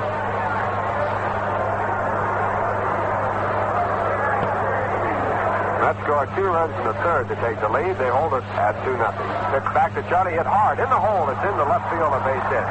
Coming in is Willie Sadger to field the ball, and Charlie Smith has it going again. He's on at first base. The Mets with no one away now have Ron Swoboda coming up. Hit number 3 off Joe Gibbons. It's all even at 3 apiece with the Mets in front 2-0. Ron grounded out slowly back to the pitcher's mound his first time up. Batting at .271 with 11 home runs and 28 runs batted in. And his first pitch is taken outside. Fastball missing just off the plate. 1 ball, no strike. Well, I'm playing for the first time in this ballpark. He has now seen them all. 1 ball, no strike. And the pitch is taken on a swing and fouled away. The count now at 1 ball and 1 strike. Mets playing against Chicago and Pittsburgh in this trip. Playing in these ballparks for the first 2 times this year. Or for the first time, to be more grammatically correct. Now the pitch back to Ron, hit the right field. Roberto Clemente moving to his left, now waiting, and he puts it away. 1 out. Back to first base, Charlie Smith, and brings up Jim Hickman. Jim flied out to right field his first time up. Batting at .167. Jim with 3 home runs and 11 runs batted in. He picked up 8 runs batted in and the 3 home runs against the Cubs. In an abbreviated 2-game series. It was scheduled for 4, but the Mets tied 1 game, which will have to be replayed. And another game rained out. Both the Cubs and the Pirates rained out yesterday. Hickman, a right-hand batter, and Joe Gibbons with his first pitch. Low and away, it's ball 1. Fastball away. Joe Gibbons' fastball moves away from a right-hand batter. He throws a slider and curve. At the end of 1, the Dodgers nothing, St. Louis nothing. Koufax against Bob Perkins.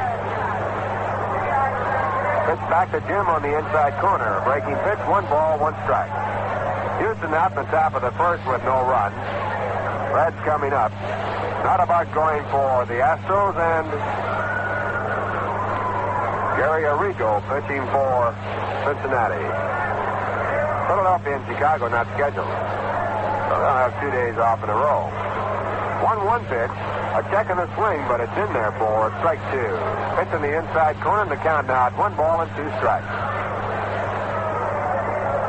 1 man away in the top of the fourth. The Mets in front 2-0. This game, the first of 5. Friday night, a single game. Saturday afternoon, a single game, and a doubleheader on Sunday coming up. Pitch back to Jim, fouled off. Pitch down low around the knees. 1 ball, 2 strikes. The count holding. Tomorrow night it's going to be Jack Fisher pitching for the Mets against Bob Friend. Game time will be at 8:15 New York time. We'll be on the air at 8:10. 1 ball, 2 strikes. And the pitch back to Jim. Swung on and missed, strike 3. So Joe Gibbons picks up another strikeout.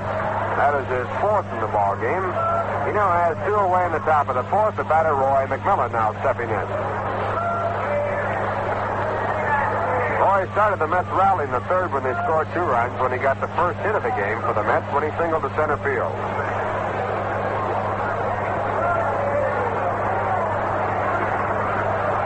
Roy with that base hit, getting his average up to 260. He, too, has been hitting well for the Mets. Right-hand batter. And Joe Gibbon with his first pitch. It's outside, ball 1. Roy going to a heavier bat and crediting that to the success that he's had of raising his average from under 200 up to 260. Roy using a bat of about 38 ounces now, which is heavy. Most batters use bats around 30. The old days, they used them all around 40 or over. Now the 1-0 pitch, swung on and missed. Roy going for a pitch out and away, and the count now at 1 ball, 1 strike. Charlie Smith still at first base for the Mets. He singled to lead off the inning, but Ron Swoboda flied out to right field, and Jim Hickman struck out.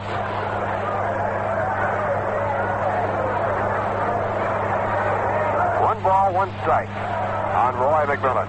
And the left-hander now look at first and back to the plate. And the pitch fouled off to the right side. And the count moves along to 1-2.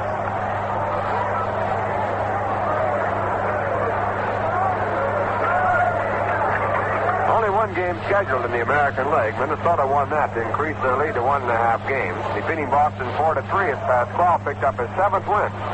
He has not lost one this year. Billy Monboquette, the losing pitcher. Allison a home run in the 2nd with a man on. Now the 1-2 pitch, and down the right field line. Extra bases on this one. If it bounces off the wall cleanly, he'll get second. Clemente holds him at first base, even though he juggles the ball. And going over to third base is Charlie Smith. Roberto Clemente taking that line shot off the wall, playing it perfectly. And that was what stopped Roy McMillan. It was then juggled, but Roy had already made up his mind not to go against the strong-arm right fielder. So Roy with his 2nd hit. The Mets now with runners at first and third with 2 away. And the batter coming up is Chris Cannizzaro. That ball had bounced away. Charlie Smith could have scored with no trouble. He got to third base very easily. But Clemente, who plays that ball well and who can throw as well as any of them, played it perfectly, although he did juggle the ball. Chris Cannizzaro, the batter, he was hit by a pitch ball his first time up. And the first pitch to him is low and inside for ball 1. Down the right field line, as we mentioned earlier, it's 300 feet. That ball hit against the wall on the fly about 320 feet away. Caromed off to Clemente, who was about 50 feet away from the wall, right into his hand. Joe Gibbon back to the plate, and the pitch taken outside, ball 2. On deck batter is Galen Cisco. So Joe Gibbon working carefully to Chris Cannizzaro. Masanori Murakami has now relieved Ron Herbold for the Giants. All this action coming in the 3rd.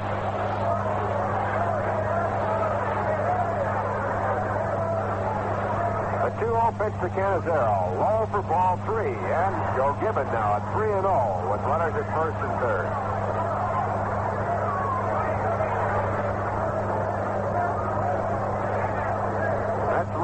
runs on 4 hits.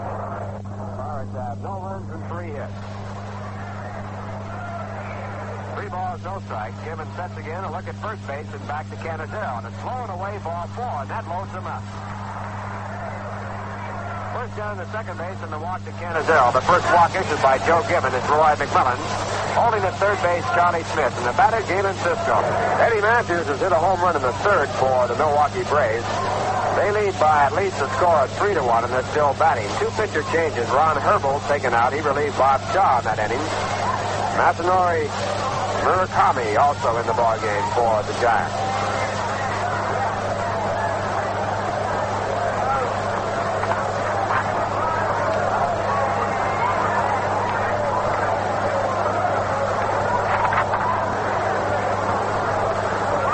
Sisk, a right-hander, has appeared in 13 previous ball games.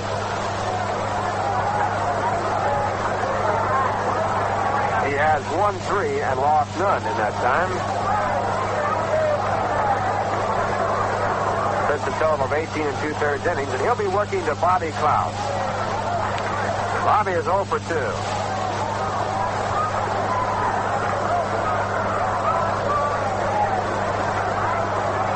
The first pitch to Klaus is a curveball low, ball 1. Bases are loaded for the Mets. Roy McMillan at third base. Chris Canizero is at second base, and Galen Cisco at first. Mets leading by a score of 3-0.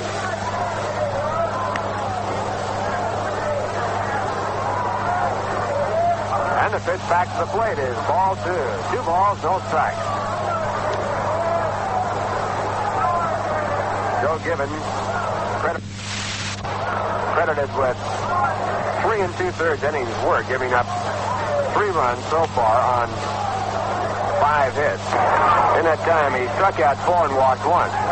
That's scoring 2 runs on 2 hits in the third off Gibbons.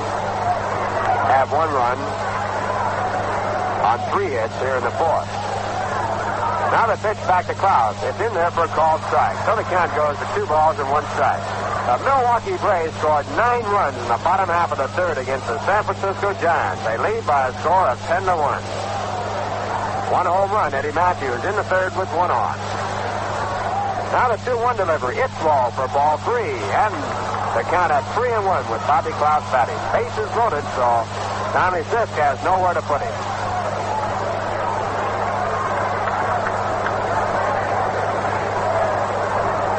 Bobby Klaus checking with Don Hefner as to whether or not he'll be hitting or shaking at 3-1. Now Sisk, a right-hander, into the windup. His pitch to the plate is taken in there for a called strike 2. So a full count now at 3-2 with 2 men away, and the runners will be going.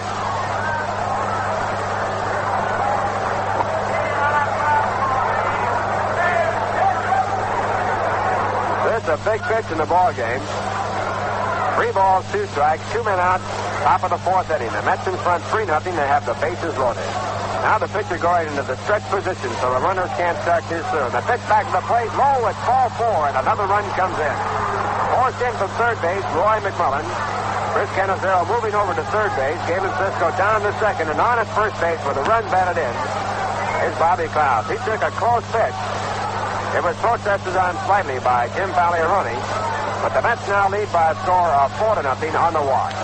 That run charged against Joe Gibbons. Don Schwall now throwing in the bullpen for the Pirates. And the batter coming up for the Mets is Eddie Greenpool. And he looks low. It's ball 1. And now out to take a look and to talk with Tommy Sisk. Pitching coach Clyde King, former Brooklyn Dodger.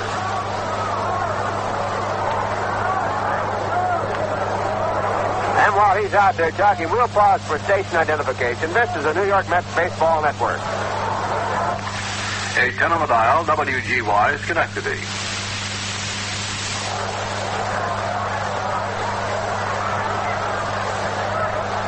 Ralph Kiner along with Lindsey Nelson and Bob Murphy from Forbes Field. And now the pitch back to the plate is low and away again, ball 2. 2 balls, no strikes.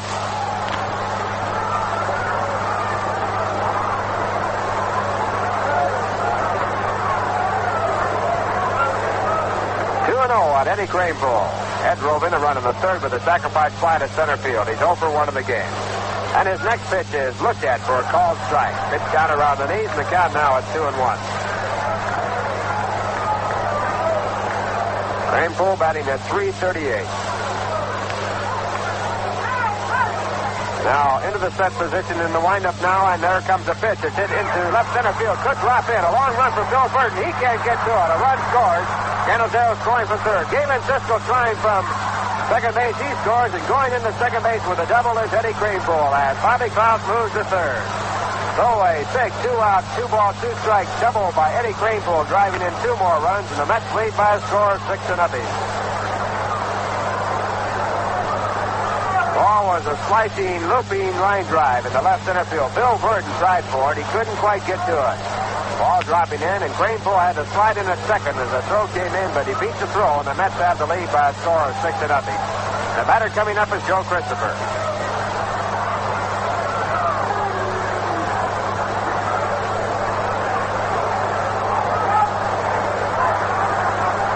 Joe is 0 for 2 in the game. And he takes the first pitch. It's low for ball 1. Dug out by Pagliarone. 1 ball and no strikes. Cranepool now with 3 runs batted in the ball game. Leads the club in runs batted in with 29. 1 more than Ron Swoboda. And Joe Christopher at 1-0. He's the 9th man to bat in this inning. And the next pitch is in there for a strike. 1 ball, 1 strike.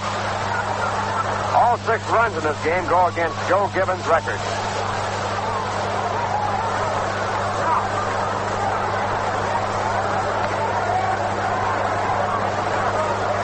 One ball, 1 strike. And the right-hander back again, and a drive to left. Going back to left fielder. He can't get to it. It's over his head, off of the wall. Scoring from third base is Bobby Klaus. And from second base is Eddie Cranepool. And the Mets now lead on a long single. That throw is played off the wall into second base by a score of 8-0. And Joe Christopher with a 370-foot single off the wall and left. A line shot over Willie Scargill's head. Scargill played it off the wall perfectly and fired it on in. So the Mets have batted around, and batting now for the second time, Charlie Smith, who singled to start the inning. And Joe Christopher has now extended his consecutive game streak to 10. These 2 runs in on Joe's single, going against the record of Tommy Sis. And the first pitch to Charlie Smith is inside, ball 1.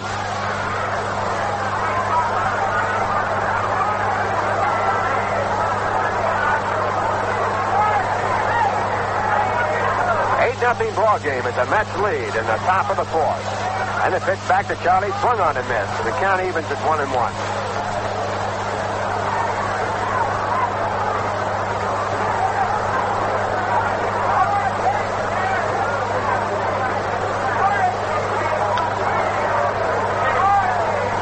Now the right-hander looks at first, comes back again to Smith, and a line drive to center up base hit. Joe Christopher going to second base.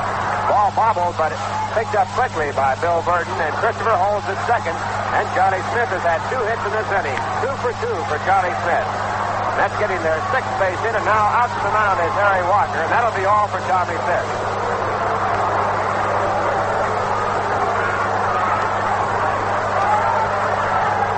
Tommy came in the ball game to pitch to Bobby Klaus with 2 men away.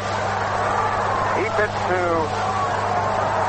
4 batters, gave up a walk, a double, and 2 singles in that time. 2 runs charged against his record.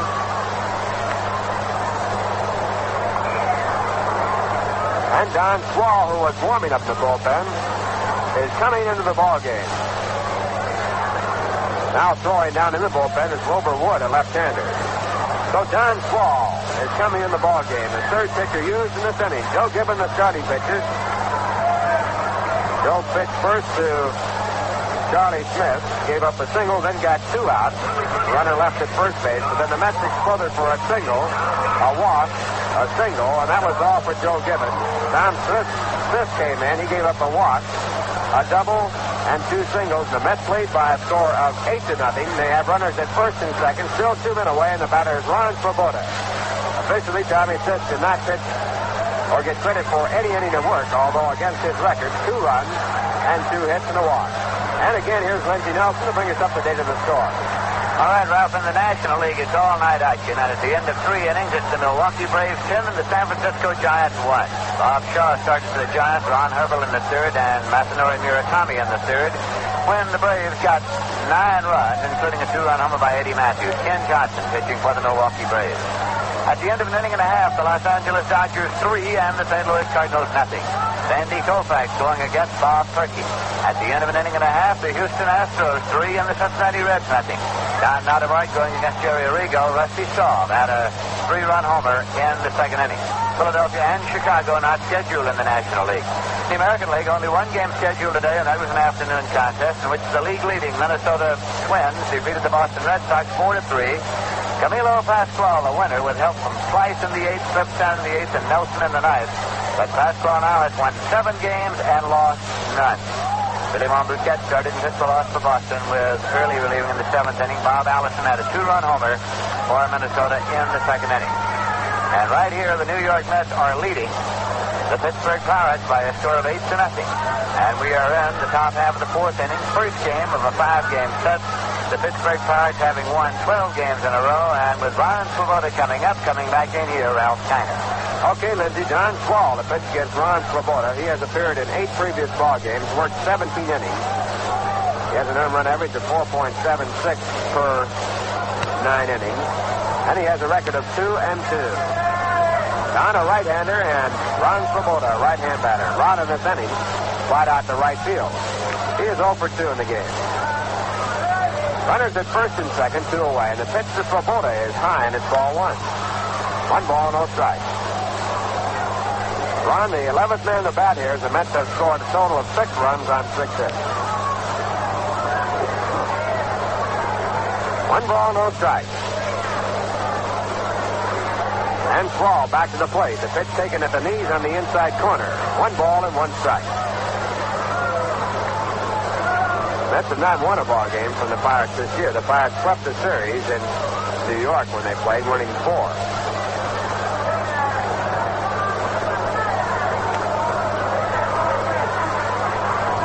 Now Swall in the set position. His 1-1 delivery swung on and fouled off. That makes it a 1-2 count on Ron Swoboda. Ron has his fans out here, one of his many now, up in the top deck, the third deck here in Forbes Field. A banner which says, OAI loves Ron Swoboda. Well, this could be Ron's country around here. 1 ball, 2 strikes. Don Swall working, and the pitch back to the plate is swung on and fouled off the end of the bat. So the count will stay at 1-2. Swall going to a side-on pitch, and Ron getting just a piece of the end of the bat on the ball. Mets leading by a score of 8-0 against the Pittsburgh Pirates. Now time call as the ball gets away in the bullpen down the right field line. Ron Locke is loosening up in the bullpen for the Mets. It's been a long inning. And the pitch back to the plate. A second of swing in time. A good look at it by Steiner, and the count now at 2-2.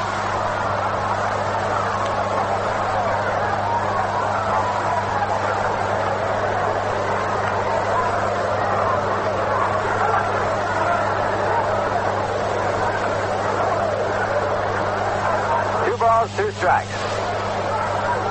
And Swall back to the plate. A swing and a miss, strike 3, and that ends the inning. But in the inning, the Mets add to their lead. They scored 6 runs on 6 hits. There were 2 walks. 2 men left on base. And the score at the end of 3.5 innings, the Mets 8, the Pittsburgh Pirates nothing. Bottom half of the 4th inning, the Mets leading by a score of 8-0.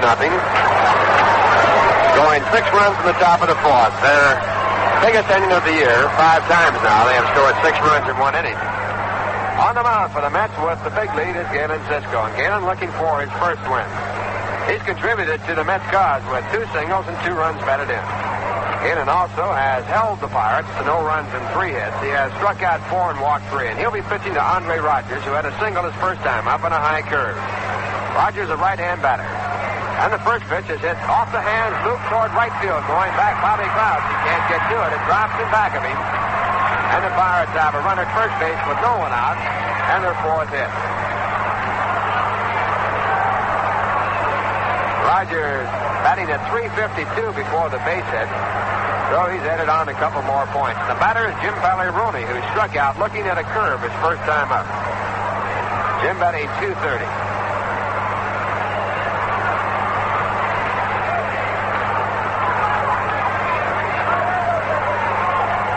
And the first pitch to the catcher is a called strike, strike one. Jose Pagan is in the on-deck circle. The pitcher's due up next. So Jose, who was acquired from San Francisco for Schofield, will be batting for the first time against the Mets in a Pirate uniform. A changeup, and it's fouled down in the dirt. Now moving to 0-2 on the catcher, Pagliarone.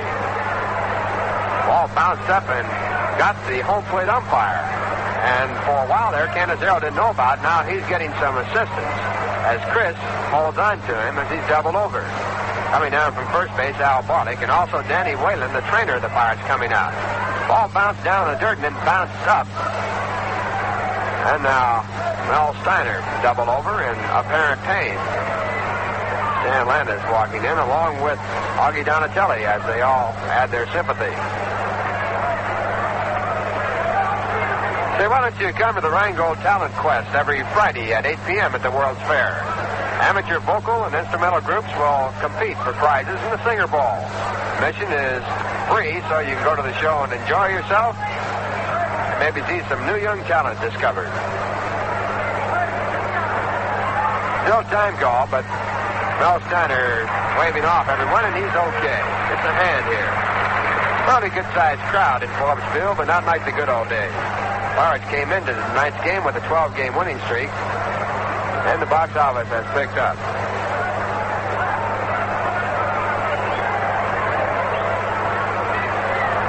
Giants scored 2 runs in the top of the fourth to cut Milwaukee's lead now to 10-3. Milwaukee scored 9 runs in the bottom half of the third. 2-strike count on Jim Pagliarone. Time is in. A runner at first base. A curveball hit foul. Cisco coming in with a change curveball. The ball pulled down the left field line. It bounced against the stands and went out in the left field. It's picked up by Ron Swoboda.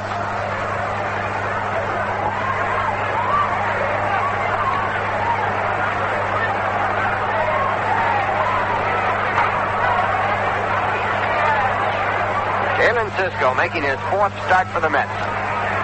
Enjoying at this point an 8-game, 8-run lead. And the right-hander now back to the plate. And the pitch fouled off out of play, straight back of home plate. The count stays at 0-2.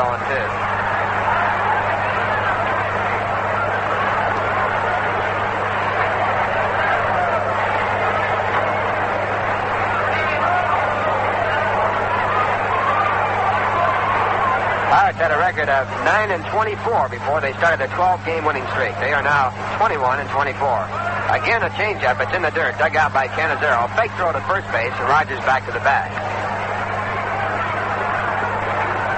Mets have a record of 18 wins and 29 losses. There are only 2 wins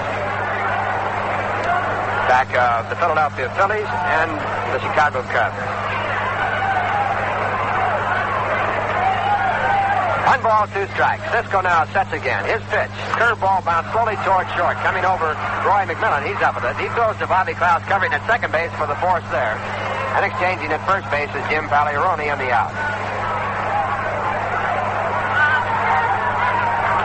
That'll bring up Jose Pagan. Number 11, Jose Pagan, batting for John Swall. Jose batting for John Swall, batting at 205. We'll see another pitch in the ballgame. It'll be left-hander Wilbur Woods. 4th pitcher to be used by the Pirates, who'll come in the top of the 5th.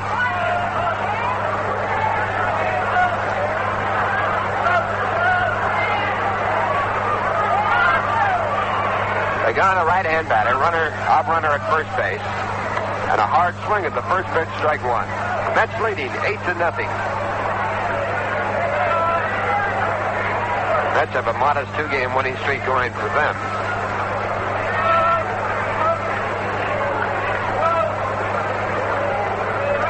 One strike count on Pagan.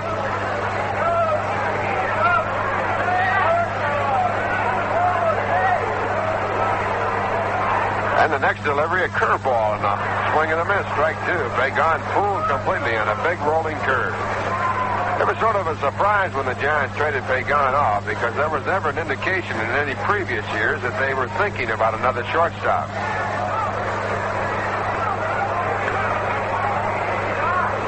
Picking up Schofield from Pittsburgh was not too much of a surprise because Schofield was never really considered a strong contender for the shortstop position here in Pittsburgh. They liked him, but he had not measured up. Now the pitch back to the plate. 1 ball, 2 strikes. Pitched low and away, and a good play by Cannizzaro to get out in front and keep the ball from going by. Schofield was scheduled to take over and be the regular shortstop when Dick Grote was traded away, and of course they must have felt very highly about Schofield when they got rid of Grote. He never did quite measure up, although with the Giants now, he's going like a house of fire. 1-2 pitch, just outside. A slider missing off the outside corner, and the count at 2-2.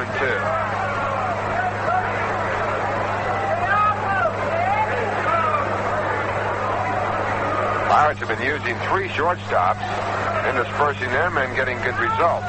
Andre Rogers has been the top man because his bat has been red hot. Their number 1 fielding shortstop is Gene Alley. He's batting at 260. Now a ground ball hit hard to short, taken on a short hop by Roy McMillan. The throw to second base for the force play is in time on the first base for a double play. And the Mets with their 48th double play to retire the side. 6-4-3. No runs, 1 hit, no errors, and no one left on. And the score at the end of 4, the Mets 8, the Pittsburgh Pirates nothing. And now once again, Lindsey Nelson.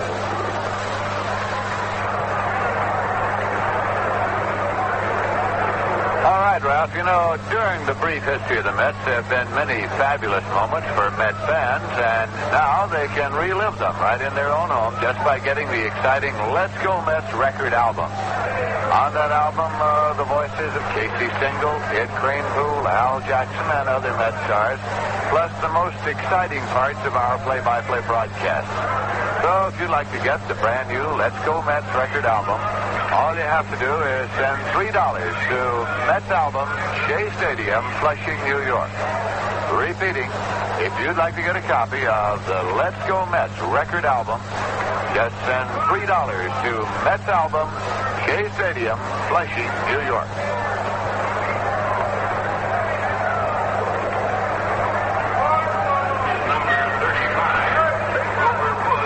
Wilbur Wood is the pitcher in the ball game now for the Pittsburgh Pirates.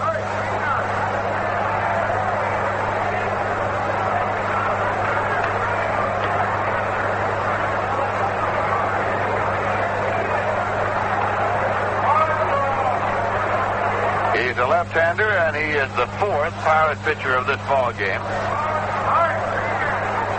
Joe Gibbon started, is the pitcher of record. Gibbon pitched 3 2/3, gave up 6 runs on 5 hits. This came in, faced 4 batters, was charged with 2 runs and allowing 3 hits. Don Schwall pitched a third of an inning. He retired 1 man and was removed for the pinch hitter, and now it's left-hander Wilbur Wood.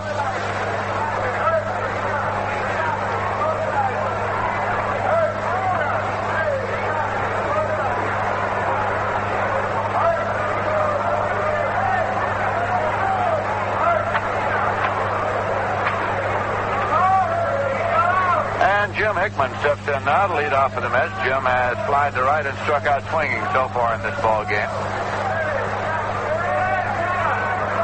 Wood looks for his sign from Jim Pagliarone. And here's the pitch. Swung on, hit on the ground to third base, taken deep by Bob Bailey. A long throw over to Clendon and in time, and Hickman is out. 1 away here in the top half of the 5th inning, and Roy McMillan's the batter. Roy's 2 for 2 tonight. Wilbur Wood is making his 11th game appearance. He has no won or loss record. He has pitched a total of 17 innings in which he's allowed 4 runs, 3 of them earned. And the pitch to Max is in there for a called strike. Wilbur Wood has an earned run average of 1.58.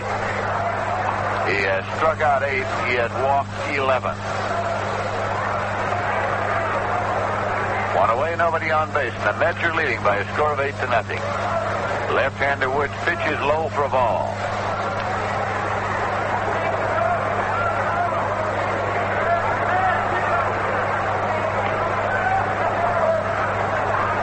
The count to Mack. Wood with the 1-1 delivery. And it misses outside for a ball. He goes behind 2-1. St. Louis Cardinals have scored 5 runs off Sandy Koufax in the bottom half of the second inning. So at the end of 2, it is the Dodgers 3 and the Cardinals 5.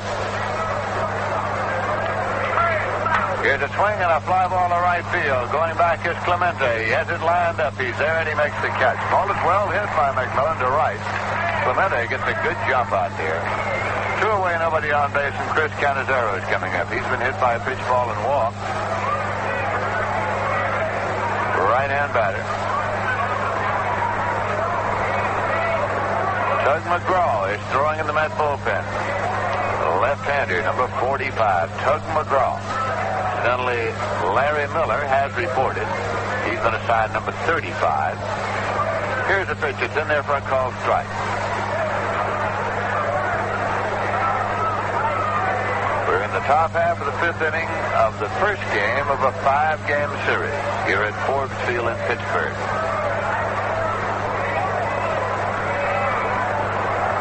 The pitch to Canizero. Breaking ball low. It's in the dirt. 1-1. Forbes Field is equipped with the only automatic field cover in the National League. It extends from home plate up the third baseline out in the short left field. Here's a swing and a foul ball back at first. A check swing. And line just foul back at first base. The Milwaukee Braves were the first in the National League to install an automatic field cover. But it never did really work out there, and they finally just dug it up and covered the trench over, filled it in, so that there's no sign of it left at County Stadium. But the one here at Forbes Field does work. Here's a breaking ball that goes high. And so there is no other field covering here. For a year or two, they used to keep the tarp rolled up around handy just in case, but the automatic field cover works so well they've dispensed with that. 2-2 pitch. Breaking ball swung on. Hit in the air. A high fly ball to right. Clemente drifts back. He's underneath and waiting, and Roberto makes the catch. So Wood gets the side in order here in the top of the 5th with no runs, no hits, no errors, none left. Score at the end of 4.5 innings is the Mets 8 and the Pirates nothing.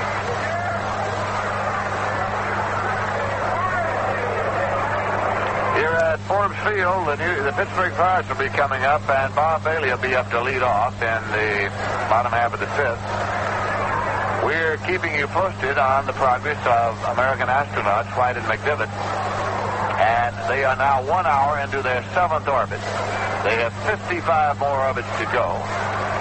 And White, who has been asleep his past hour, is about to relieve McDivitt as the pilot so that McDivitt can get some sleep now. And in something like 20 minutes, they'll pass the 10-hour mark of this particular project.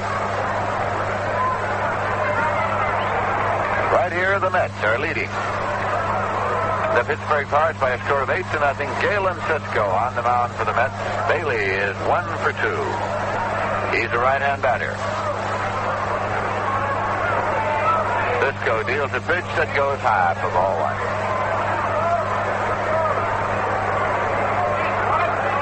Pirates were scheduled to have played the Philadelphia Phillies here last night, and they were rained out.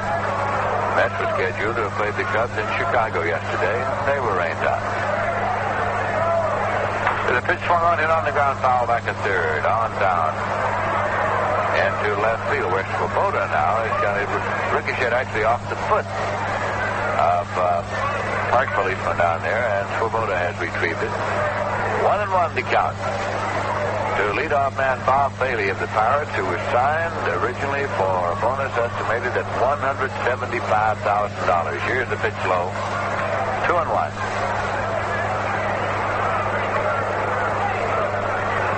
Bill Verdon is waiting on deck.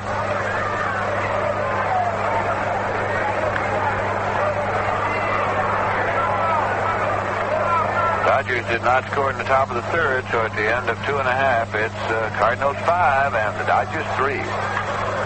There's a swing and a dry foul down across the Met bullpen, out of play in the left field corner. 2-2. Well, when the Dodgers picked up 3 runs for Sandy Koufax, you might have thought he'd be in pretty good shape, but the Cardinals came back to get 5 off Koufax and take the lead. Cisco looks in to get a side. Chris Canizero. And the 2-2 delivery. Swung on, hit deep to center, and right there is Jim Hickman, and he makes the catch. There's a lot of room in center field at Forbes Field. One away, and that'll bring up Bill Burton, who has roamed those acres out there for a number of years so very well. He's nothing but 2 tonight. He has grounded out second to first and struck out swinging. Burton started out in the Yankee system, went to the Cardinals in the deal that brought Enos Slaughter to the Yankees. There's a swing and a ground ball to first. It is a fair ball taken by Cranesville behind the bag. He jogs over to make the play unassisted. 2 away, and Roberto Clemente is coming up now. He has walked and grounded out. Clemente was married last November. Batting champion of the National League. He has twice held that honor.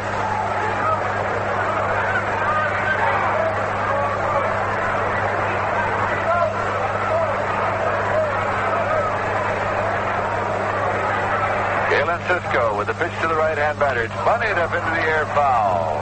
Over right into the Met dugout. He thought he had found Charlie Smith playing at deep third base, and he was trying to bunt his way on. Strike 1 to Clemente.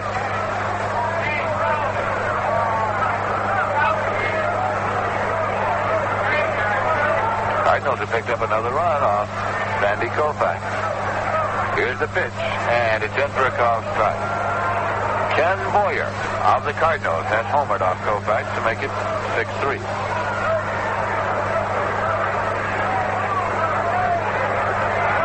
Two-strike delivery, swung on and foul back, upstairs and out of play. Count holds at 2 strikes. Come up to Cool for the most refreshing coolness you can get in any cigarette. Smoke Cool Filter King.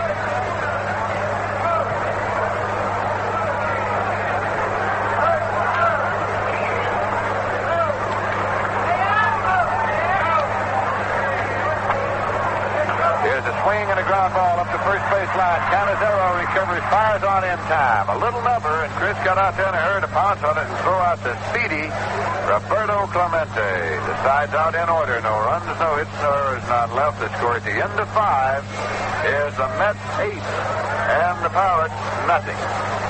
Well, Roy McMillan's had a couple of base hits in this game. He has been going great, and as usual, he turns in a sparkler or 2 each day that the Mets play, and you can find out all about Roy McMillan and all the other Mets in the brand new revised 1965 Mets yearbook.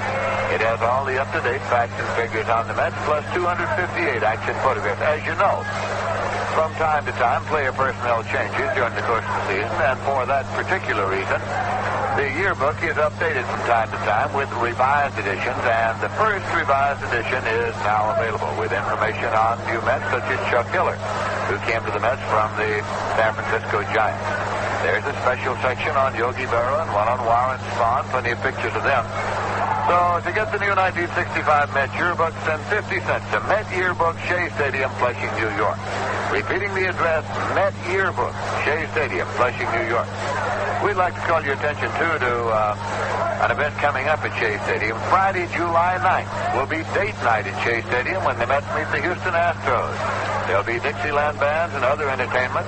A wife or date accompanied by a male escort will be admitted to the general admission area for 50 cents. Right now, we pause for station identification. This is the New York Mets Baseball Network. 810 on the dial, WGY Schenectady.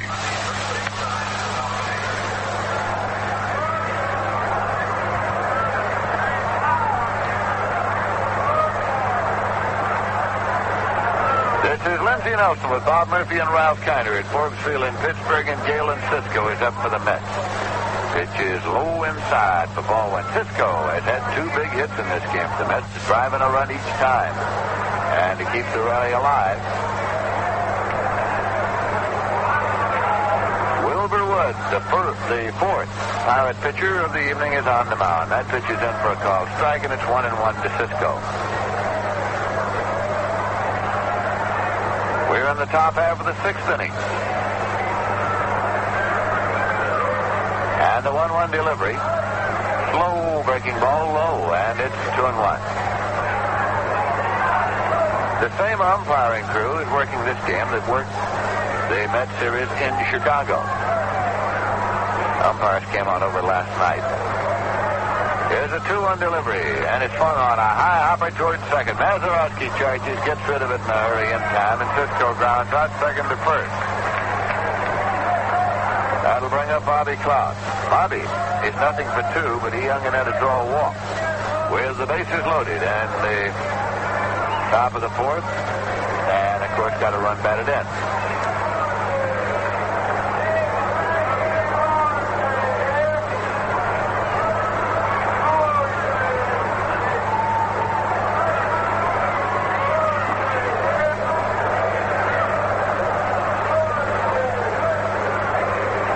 Here's the pitch to Klaus, and it's low for a ball.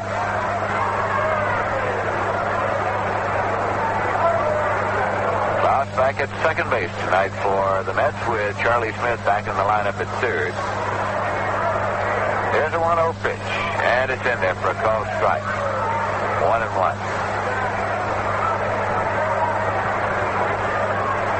Ed Cranepool waiting around on deck. Wilbur Wood with a 1-1 delivery, a breaking ball, swung on and missed. It's 1-2. We'll be on the air tomorrow night at 8:10 p.m. with radio and television coverage of the second game of this series. Here's a 1-2 pitch. It's in the dirt. Bounds off the arm of Jim Pagliarone. He retrieves it. Count levels at 2-2.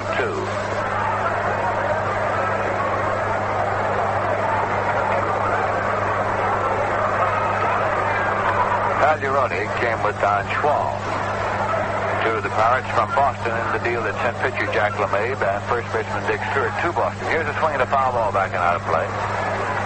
2-2 count.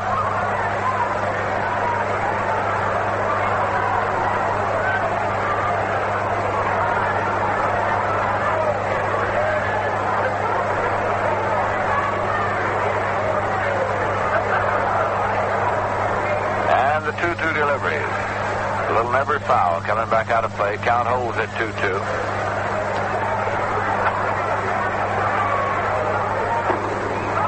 Well, I think that anyone who was around here in 1960 will never forget the closing days of the National League campaign and the final day of the World Series here in 1960 when the Pirates won the World Championship. Here's a 2-2 pitch.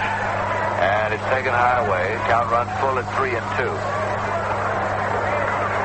It was one of the wildest scenes imaginable around here when the Pirates clinched the championship and when they won the World Championship. Here's a payoff pitch swung on as a high pop foul back at third. Bailey's over at the barrier, and this one's going in the seats out of play.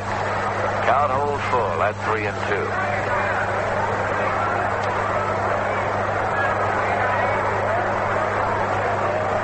Man out, nobody on base for the Mets, batting in the top half of the sixth inning.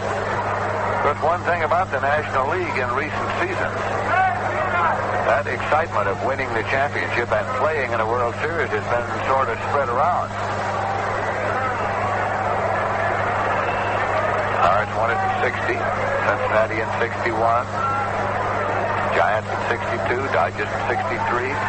Here's a swing and a ground ball going through the hole into left field for a base hit for Bobby Klaus. Willie Stargell up with it, plays it back. Mets have a base runner with one man out, and Ed Cranepool is the batter.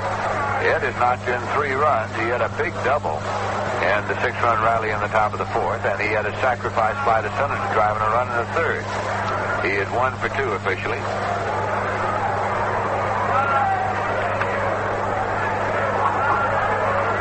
Now Cranepool is hitting .342 for the season. The left-hander deals the pitch, swung on it on the ground to Clendenon at first.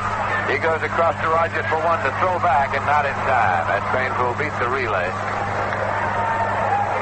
Smith took the relay there. He moved over to take the throw after Clendenin had gone for the ball and played it to Rogers for the force. 2 away. Joe Christopher coming up. The Mets are leading by a score of 8-0.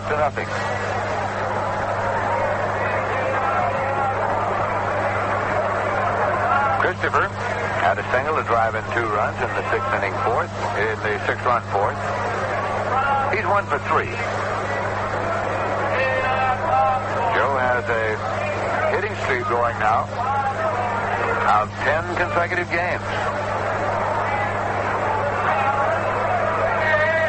Wood checks the runner at first. Here's the pitch. Swung on and lined over the head of Mazeroski at second into right field. And Clemente comes up with the ball, underhanded back, and Cranepool holds at second. Christopher with his second hit of the night. And that will bring up Charlie Smith. Charlie coming back into the lineup tonight is 2 for 3. He had been sidelined with an upper respiratory infection.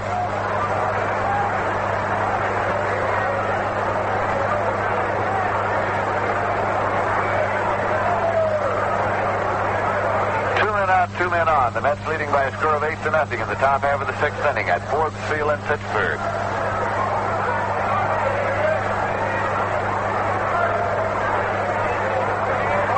Wilbur Wood is up and set. Runners lead first and second. Here's a pitch to Charlie. Swung on and missed for strike 1. Charlie Smith has a season's batting average right now of .286. He is hitting cleanup tonight and manages singles batting order.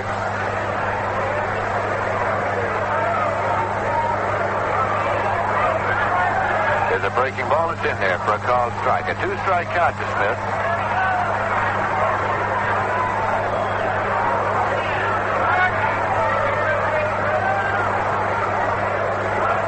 Ron Swoboda is on deck.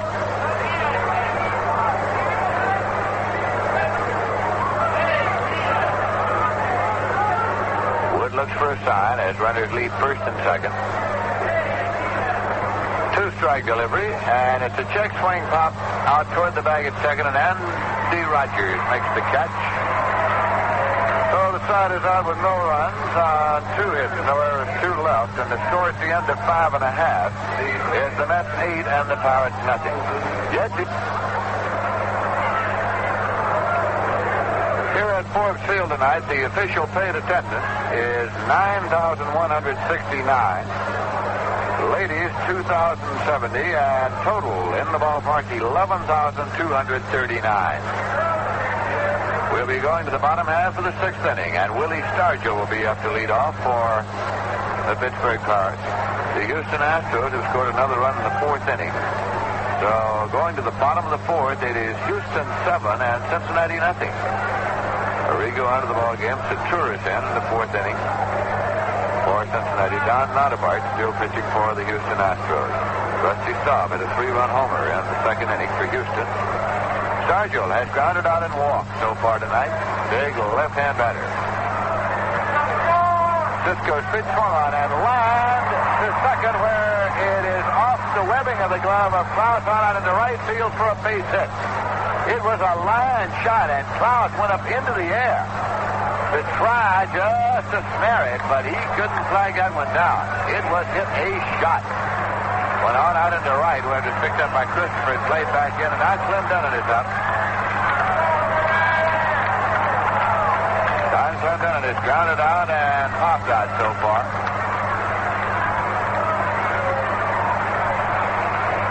Cisco off the stretch. And the pitch to the right-hand batter is inside for a ball. The Mets are leading by a score of 8-0 in the bottom half of the 6th inning.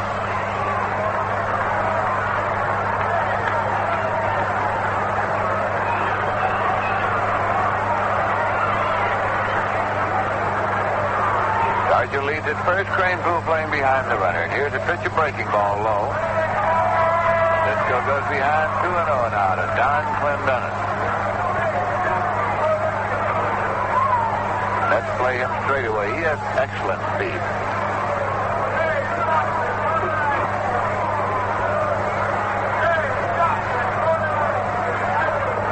Cisco sets for the 2-0 delivery. Flung it on the ground to shortstop. McMillan over to Cross for one. The relay to first, and he's safe. And Clendenin beat the relay with his good speed. But they got the... Cisco sets for the 2-0 delivery. Flung it on the ground to shortstop. McMillan over to Cross for one. The relay to first, and he's safe. And Clendenin beat the relay with his good speed. But they got the lead man, Willie Stargell, as he went McMillan to Klaus, one away, and Bill Mazeroski's getting up. As has walked and lined out to left field so far. With the bases loaded in the bottom of the third, has lined the ball to left field, but Ron Swoboda had good position and flagged it down for the out. Cisco off the stretch to the right-hand batter. Swung it on the ground to short. Taken there by Mackin over to Klaus for one. The throw to first this time, a double play. It goes 6-4-3, and the side is out with no runs, one hit, no errors, none left. And the score at the end of 6 is the Mets 8 and the Pirates nothing.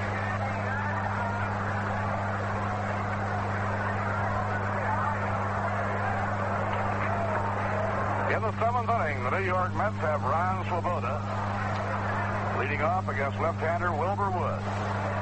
Wilbur took over for Pittsburgh back in the 5th inning. He's worked 2 innings, allowed no runs, given up 2 hits. Here's the pitch to Ron, a swing and a miss on a fastball, strike 1. Ron has bounced out to the mound, lined to right, and been struck out, nothing for 3. The Mets have 8 runs on 10 base hits. A curve, a swing and a miss, strike 2 on Swoboda. Probably the key RBIs of the game to date. The 2 driven in by Galen Cisco. He drove in the first run. With the bases loaded, 2 men down.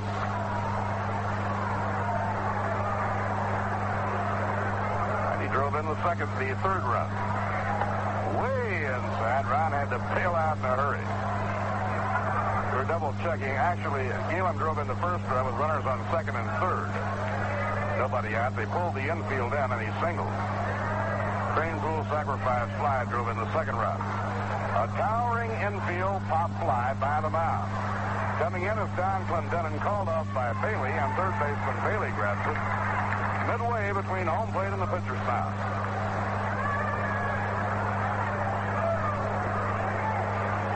But the biggest hit of them all for Galen came in the 6-run 4th inning. The Mets had the bases loaded. There were 2 men away. Galen Cisco singled to right for his second hit and second RBI. That made it 3-0, and the Mets went on to score 5 more runs. They got all 6 runs in the 4th inning after 2 were down. Now Jim Hickman batting against Wood, and he whacks it foul back upstairs and out of play. Wilbur Wood, young left-hander from Belmont, Massachusetts, was originally given a large bonus to sign with the Red Sox. Fenway Park in Boston, a very tough ballpark for a left-hander unless you're overpowering or have a great sinker. Here's the pitch on the way, whacked foul, and Hefner had to get out of the way in a hurry. Wilbur had a good minor league record. He won 15 games out of Seattle last year, but the Red Sox did not feel that he had the kind of stuff for a small ballpark and an inviting target for right-hand hitters. Pittsburgh, on the other hand, has a big ballpark for a pitcher, and particularly big for the right-hand hitters. They felt Wilbur Wood could help them a great deal. Inside, letter high. 1 ball and 2 strikes on Jim Hickman. We're in the 7th.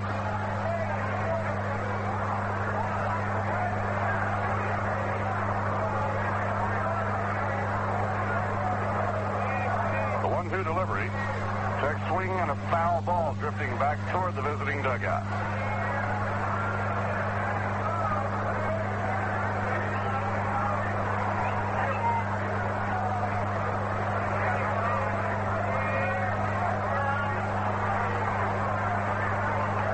Roy McMillan is the on-deck batter. The Mets sitting in the visiting 7th.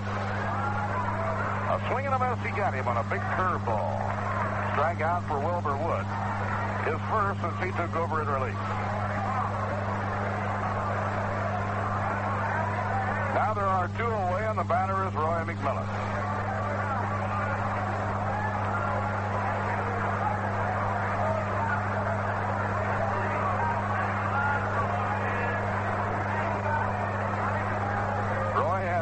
hits and 2 times at bat. 2 hits and 3 times at bats. They got him out the last time up. And the curve is over for a called strike. In the 4th inning, he singled to right field with 2 men. In the 4th inning, he singled to right field with 2 men down and Charlie Smith on first. Charlie went around to third. Canizero walked to load the bases, and then Cisco singled in a run. Off the outside corner, 1 ball and 1 strike.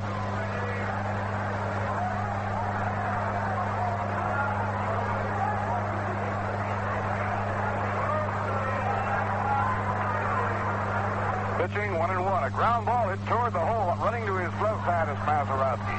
He comes up, throws to Clendenin in time, and the side is up.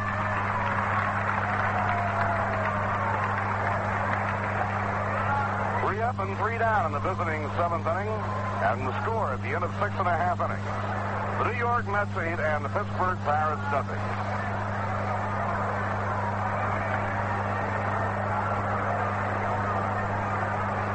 Last half of the 7th inning, the Bucks coming up against Galen Cisco.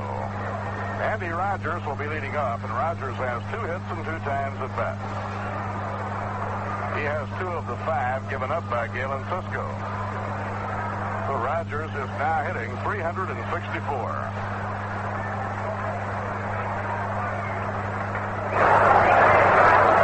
Rogers came to the Pittsburgh Pirates in the winter in a deal with Chicago in which Pittsburgh gave up a rookie shortstop, Roberto Pena, and quite a bit of money. Here's the windup and the pitch, a drive hit deep toward left center field. Ron Swoboda won't be able to reach it. This is an extra base hit rolling back toward the wall, and Rogers comes into second, standing up with his 3rd hit of the game.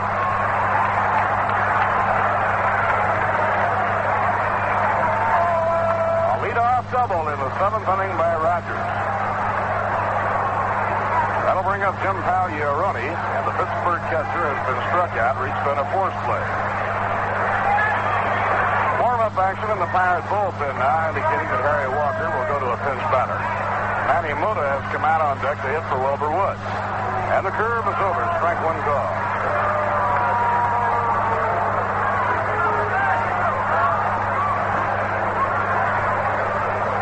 Carpin, a left-hander, is warming. If he comes in, he'll be the 3rd southpaw that Harry Walker has used tonight. Now the pitch by Galen. Low and inside. 1 ball, 1 strike on Pagliarone.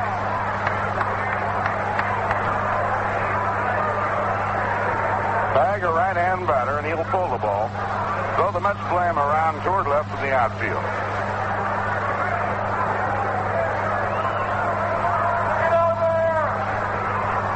Breaking ball outside and low, 2 balls and a strike. Larry Miller is now loosening up for the New York Mets. Larry joined the ball club in Pittsburgh. Larry had won 6 and lost only 1 with a 2.5 ERA at Buffalo. Denny Rabat has taken his place on the Buffalo pitching staff.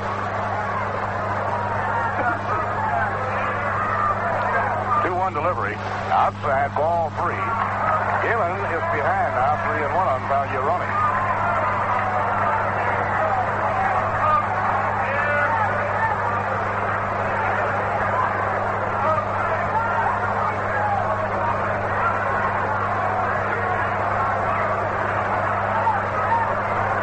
Now Galen slowing himself down. This is the longest stretch that Cisco has worked this year.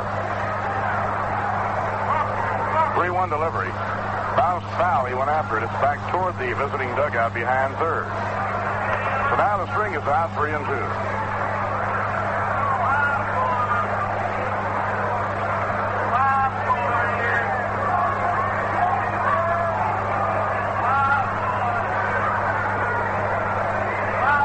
Outfielder Manny Mota is out of the on-deck circle. He'll be batting for pitcher Wilbur Woods. The Mets 8 and the Pirates nothing. We're in the last of the 7th. The 3-2 is popped high in the air, back toward the backstop. Canizero hoping for a play, has room and grabs it. So Pagliarone on 3-2 fouls out to Canizero.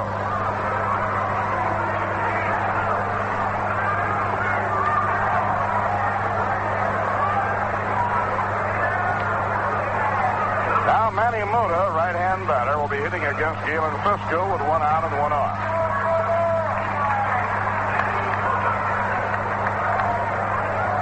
Manny has been platooning in center field with Bill Burton. Burton playing against the right-hand pitching and Manny Mota against the left-handers.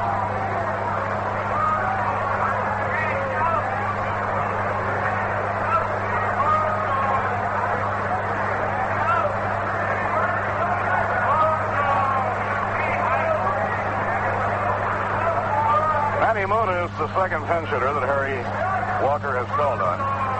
He used Jose Pagan in the 4th inning, and Jose hit into a double play.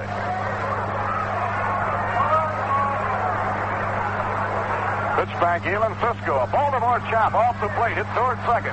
Grabbed by Klaus. He throws just in time to get him. Moving on to third goes Andy Rogers.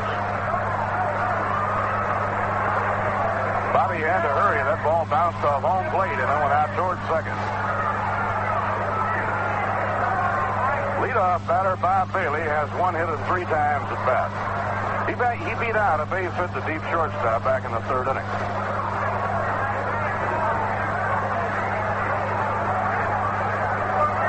And until Andy Rogers crossed over to third while Mota was being thrown out, Bailey had been the only Pirate runner as far as third base.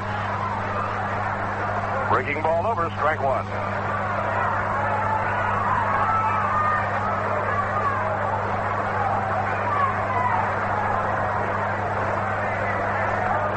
Galen trying to win his first victory over the Pittsburgh Pirates. He tried to bunt and he missed. A take to third, save, and it was close. Rogers was almost picked off. Canizero whipping the ball to Charlie Smith. Bailey trying to bunt for a base hit and get a run home, but he missed on the bunt attempt.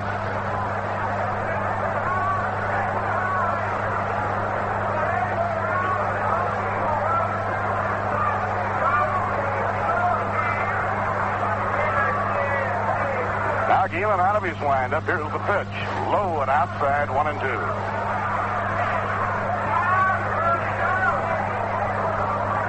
Be on the air at 8:10 tomorrow night with the second of this 5-game series. The Saturday afternoon game will be on at 1:30. And on Sunday, the doubleheader at 1 p.m.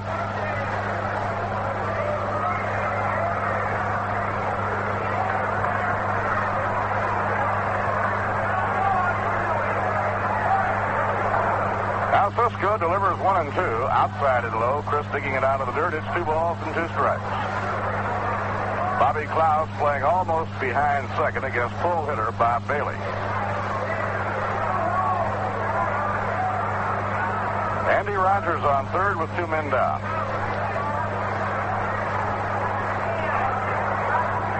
Pitching 2-2. Outside ball 3 and the string goes out 3-2.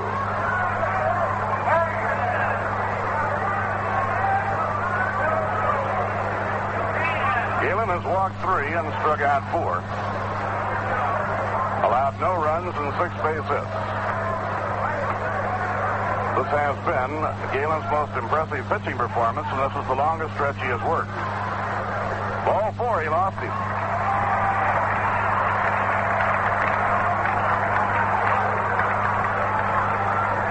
So that is the 4th walk surrendered by Cisco. Now the Bucks have runners at first and third. 2 men down and Verdon coming up. Verdon has bounced to second, been struck out, and bounced to first, nothing for 3. The veteran outfielder hitting at 297. Left-hand hitter against right-hand pitcher.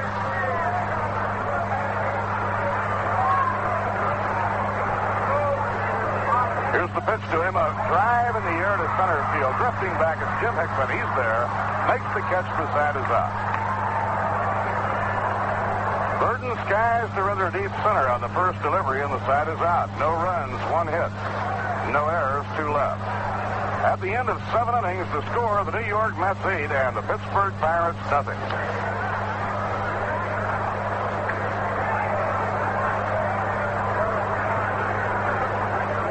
Bob Murphy with Lindsey Nelson and Ralph Kiner. We go to the 8th inning here at Pittsburgh. The Mets in front 8-0.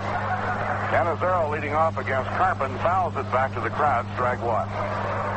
Chris has been hit by a pitch, drawn a walk, and flied to right. Frank Carpin is on a relief for the fourth time. A bouncing ball whacked to short. Handled by Andy Rogers to play to first to Don Clendenin, one down. One out and nobody on. That'll bring up Galen Cisco. Well, Galen has had quite a night. He has shut out the Pirates over 7 innings. He's had 2 hits, driving in key runs both times. And Galen gets a hand as he comes up.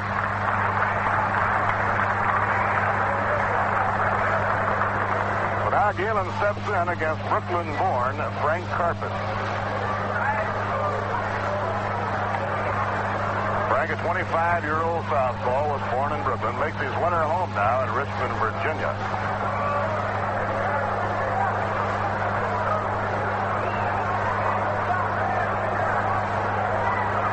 He originally started out in the Yankee farm system and was drafted by Pittsburgh from Columbus, Georgia in the 64 winter meetings.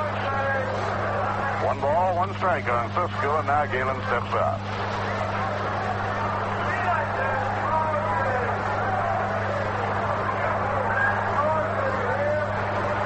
Carpin cranks up. Down comes his pitch, and it's outside to Galen. Frank Carpin was really used out of that bullpen in Richmond last year. He was in 69 ball games. Won 5 and lost 3 and had a 2.7 earned run average. Pitching 2-1. Foul ball hit down the right field line and up into the upper deck.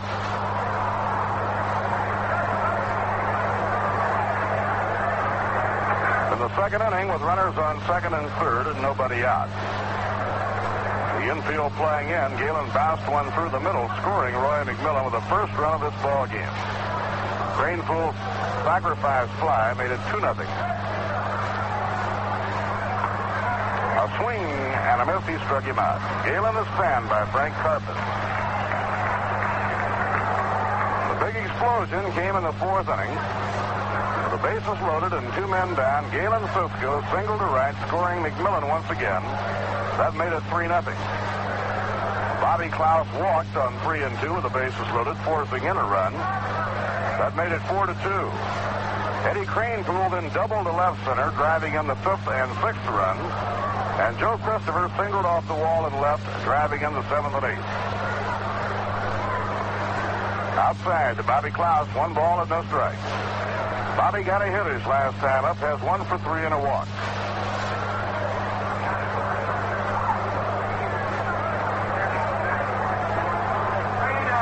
Pitch by Carpin is over for a strike. 1 ball, 1 strike.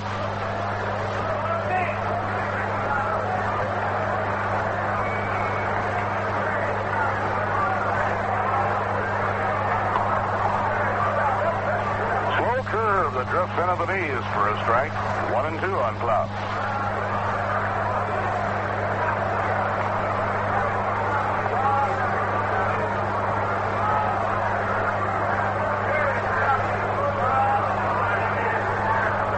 Pitch.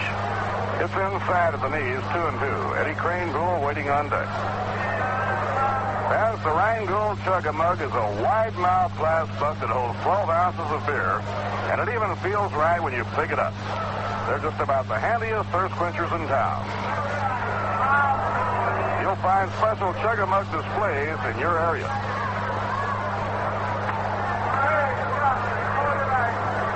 Bobby takes. The count goes to 3 and 2.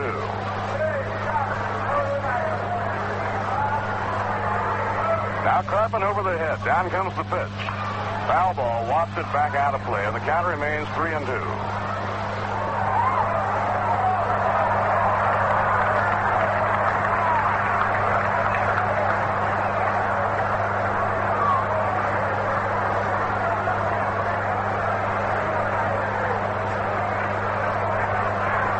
Delivery, a bouncing ball hit towards second. To his right is Mazeroski.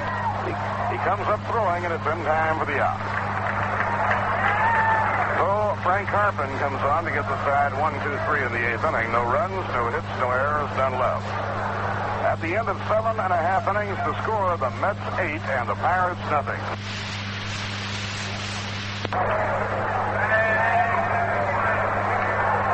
Roberto Clemente will be up against Galen Cisco in the last of the 8th inning. Clemente has drawn a walk single to left and been thrown out by Chris Canizero when he tapped one out in front of the plate.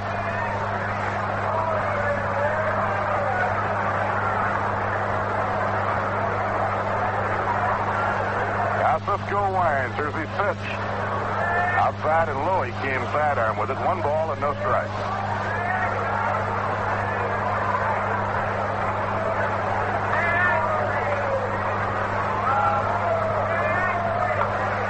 Big swing and a squibbler foul down the third baseline. Once again, he went for a high breaking ball. Very similar pitch to the one that he was thrown out on by Canizero his last time up. The Mets were rained out yesterday, Tuesday afternoon, in beating Chicago 10-5. They had a 6-run inning in the 4th. And now tonight, the Mets had a 6-run inning. 5 times in the young season, the Mets have scored as many as 6 runs in 1 inning. Foul ball hit down the third baseline by Clemente.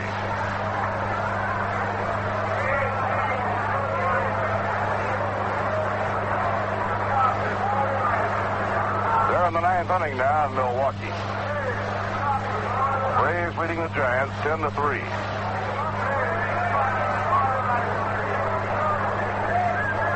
In the 4th inning in St. Louis, the Dodgers came up with 4 runs in chasing Bob Perky. The Dodgers and the Cardinals are now tied 7-7 after 3.5. Low and outside.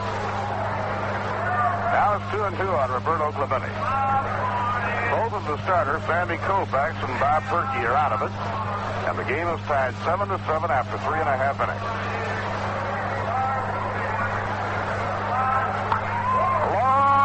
Hit deep to left center field, way out by the wall in left center, and it's off the wall, hangs into the vines, now drops down to the track.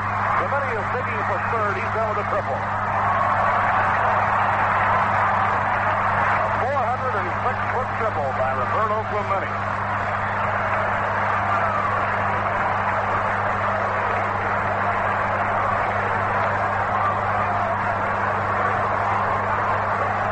Struck in the vines that just about cover the brick wall. Then dropped right straight down on the track. Right at the 406-foot mark. What a clout by Clemente. Willie Stargell is the batter. Stargell has passed to second, drawn a walk, single to right. A long hit by Roberto, the 7th in the ball game for the Bucks. Cisco into his windup, now the pitch. Outside to Willie Stargell. Don Clendenin is on deck.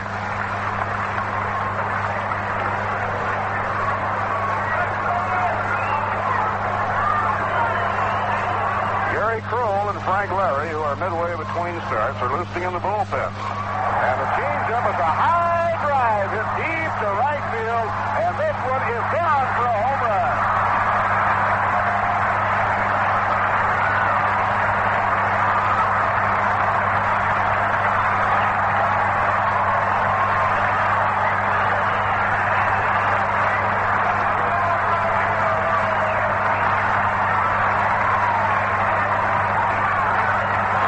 Stargell hit a changeup, applied his own power, and hit the ball in behind the screen in right field for a 2-run homer, his 11th home run of the year. And now Casey has gone to the mound, and this will be all for Galen Cisco.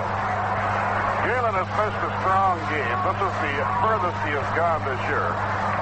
He had arm trouble during the spring and was unable to get on track at the start of the year. So this has been the first real good outing for Galen Cisco, and this has been a good one. Larry Miller is quickly going to work in the bullpen, along with Tom Parsons. Gary Kroll and Frank Larry were just tuning up for future starting assignments Saturday and Sunday. And so now Larry Miller is coming in the ball game, and he's coming in having thrown only about 4 warm-ups. Larry was not in the bullpen Larry Miller, that is, when Casey went to the mound. And now Larry Miller is being brought in. He'll have 8 tosses on the mound, and that's all he'll be working with, although he did warm up earlier in the ball game tonight. So now the hand is for Galen Cisco.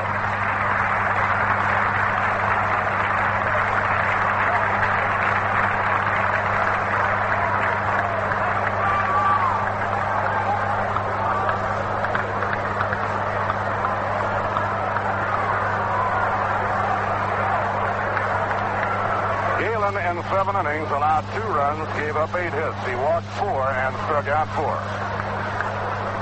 And hard-throwing Larry Miller is now in the ball game for New York. Larry acquired during the winter in a swap with the Dodgers. Was impressive in the spring. The Mets felt that he needed work under fire. He opened with Buffalo. He had won 6 and lost only 1 and had an ERA of 2.5. So Denny Ryban has been sent to Buffalo, and Larry Miller now takes his place with the Mets pitching staff. Larry was with the Dodgers most of last year. He got off to a fast start in the minors. The Dodgers brought him up. He was pitching well. He hurt his knee in September, and that hampered him the rest of the way. The hitter is John Clendenin. Clendenin is 0 for 3. Has bounced to third, popped to short, reached in a fourth play. Burnett down the third base line. A beauty of a bunt. The throw by Smitty. He got out a base hit. Clendenin bunting for a base hit, and the Pirates are picking up momentum. Johnny Smith made the play perfectly, but simply not in time. He raced in, picked it up with his bare hand, threw accurately, all in the same motion, but not in time. Now the hitter is Bill Mazeroski.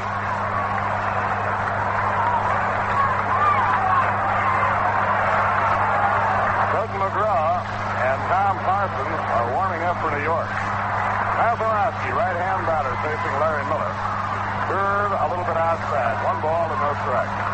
Larry Miller has been winning as a starting pitcher at Buffalo. Now Larry will be pitching out of the bullpen with the New York Mets.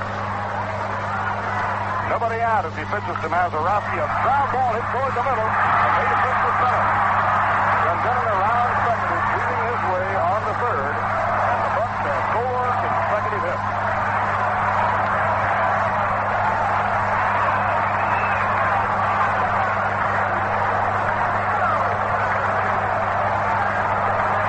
That hot grounder was just an inch or so beyond the reach of McMillan. It was almost a twin killing.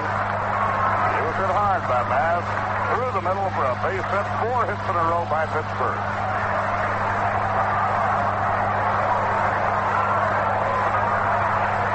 Now there are runners on first and second. Still nobody out. And the hitter is Andre Rogers. He is really hot.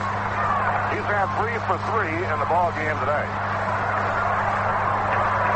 Last time up, a long double. He's hitting 364. The pitch by Miller is fouled upstairs and out of play. Larry had very little time to get ready. He was not warming up when Casey went to the mound. So he had only 4 or 5 quick warm-up tosses in the bullpen, and then came to the mound.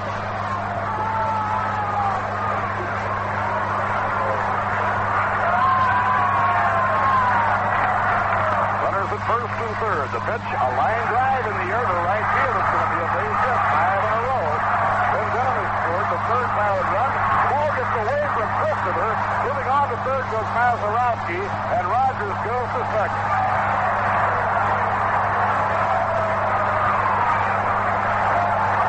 It's 1-1, a base hit and an error.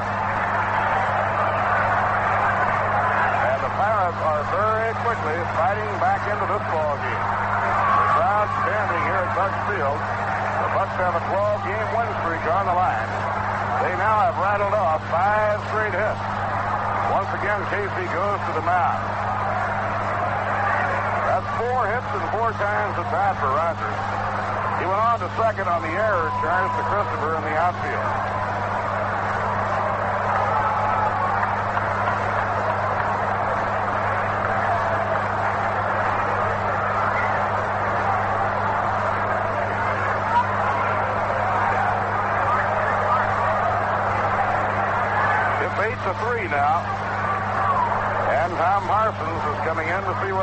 about it.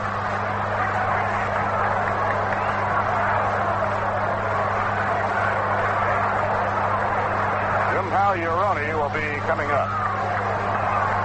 And Harry Walker still has a lot of pinch hitting that he can call on.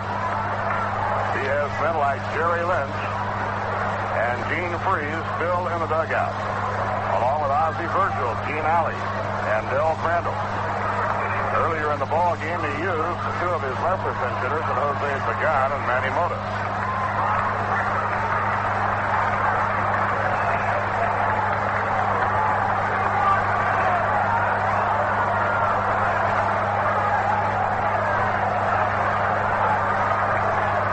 Tom Parsons is the third pitcher in the inning.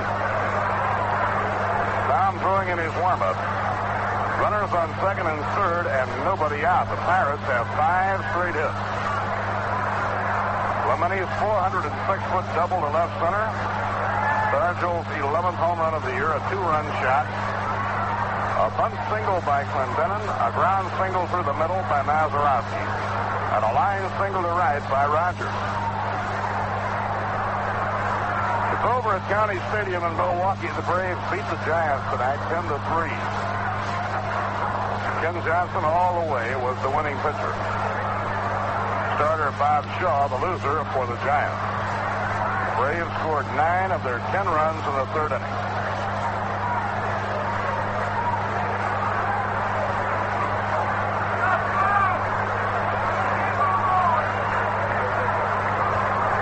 American League game schedule was played this afternoon with Minnesota tightening the grip on first place by beating the Red Sox 4-3 as Pasquale won his 7th game without a loss.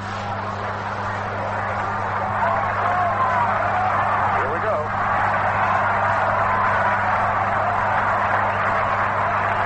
Jim Pagliarone,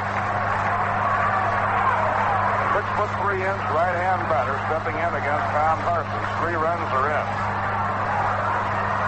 Pirates, if they pick up the 2 in scoring position, are really back in it. Gene Freeze loosening up down in the Pirate dugout. The pitchers due up next. Now Jerry Lynch is also around the bat rack.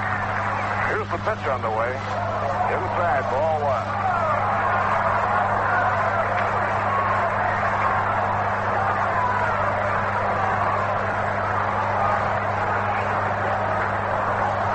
Started against the Pirates over the weekend at Shea Stadium, worked 5 innings in the starting role. The tall right-hander winds and pitches a high drive to deep right center.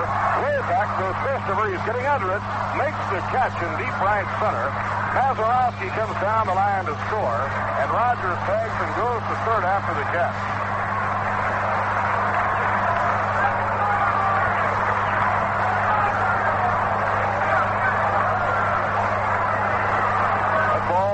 Deep enough in the right center so that it not only scored a run, but moved the runners from second to third. Now pinch hitter deluxe Jerry Lynch will bat for Frank Carpin, the Pittsburgh pitcher.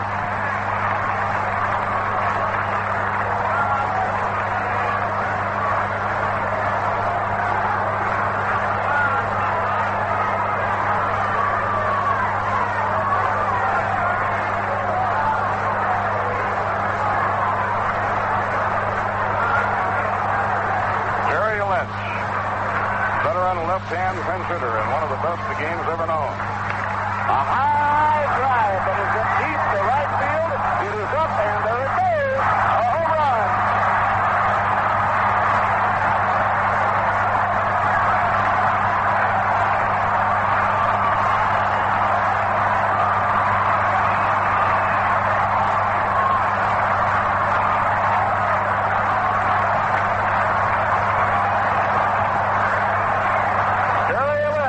Tremendous 2-run homer on the first pitch thrown by Parsons. His 4th home run of the year, his 10th and 11th runs batted in.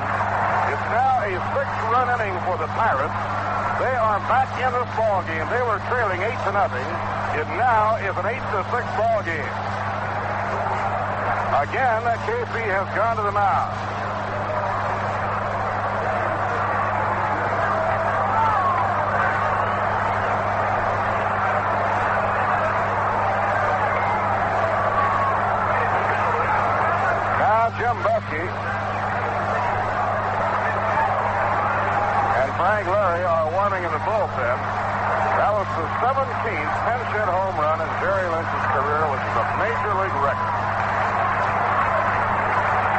Cowan and Johnny Lewis are quickly warming their arms up for defensive maneuvers.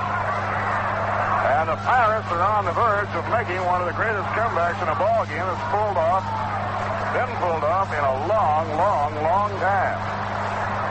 Parsons remains in. Larry and Vesky are warming in the bullpen, and now Casey comes out of the dugout. He was stalling for more time for his bullpen. And now the changes are going to be in the outfield. Cowan and Lewis have been warming up down the left field line. You need a lot of speed in the outfield of this big ballpark. So now Casey goes over to third base umpire Stan Landis to signify the changes that Casey wants made in the outfield. Johnny Lewis will replace Joe Christopher in right field.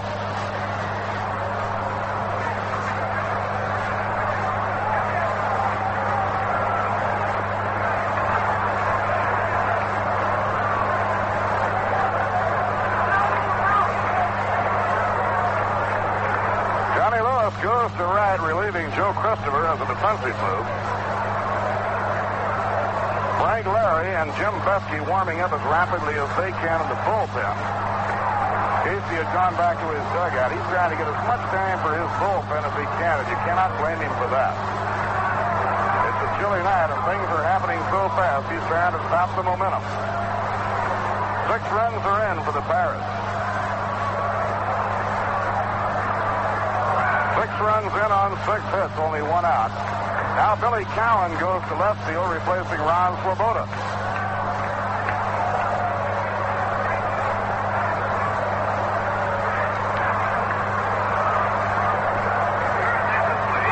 Billy Cowan to left field, Ron Swoboda coming out. New York in the outfield now has Billy Cowan in left, Jim Hickman in center, and Johnny Lewis in right.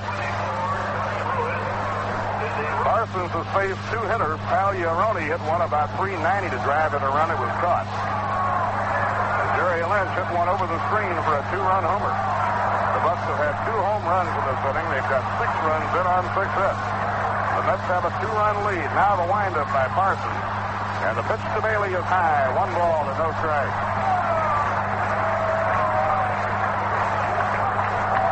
The Mets came into the last of the 8th inning with a lead of 8-0. It is now 8-6. Here's the wind-up pitch on the way. Bounced foul by Bailey. 1 ball, 1 strike.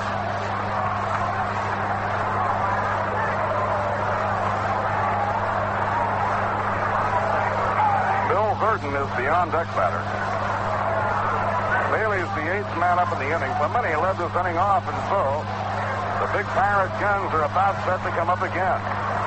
Bailey, a long ball hitting threat, is the batter now, though he's the leadoff hitter. The 1-1 pitch, low and outside, 2-1.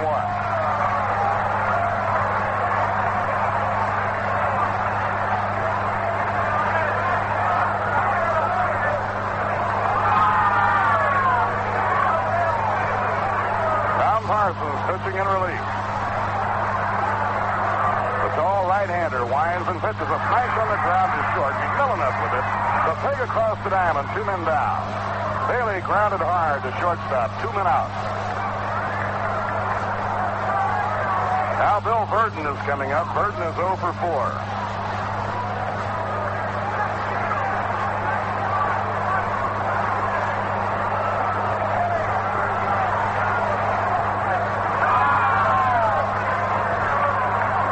Is the 9th man to bat in the inning.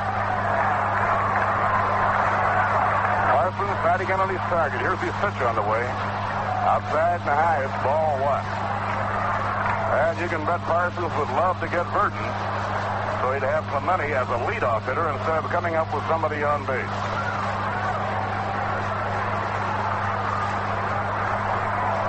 Now the left-hand hitter waits, and the pitch gets the outside corner for a strike.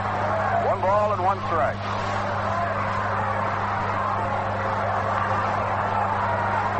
Six runs are in on 6 hits, including 2 2-run homers. Each team has had a 6-run inning. A smash right back to the mound, knocked down by Parsons. He throws to first, the side is out. That was a line drive, but it was hit right back at Parsons, who knocked it down with his glove. And then threw to first for the 3rd out. 6 runs, 6 hits, 1 error, none left on. But the Pirates throw a tremendous scare into the Mets in the last of the 8th inning, and they'll be within reach when they hit the 9th. At the end of 8 innings, to score now, the New York Mets 8 and the Pittsburgh Pirates 6. Bob Murphy with Lindsey Nelson and Ralph Kiner. Al McBean is now the new pitcher. Jerry Lynch, who hit a 2-run homer as a pinch hitter, had established a major league record by doing so, stays in the ball game and goes to left field. Al McBean will be hitting in Bill Burton's spot. Burton made the last out. So the Pirate outfield has Jerry Lynch in left. Roberto Clemente is playing center, and Willie Stargell has moved over to right.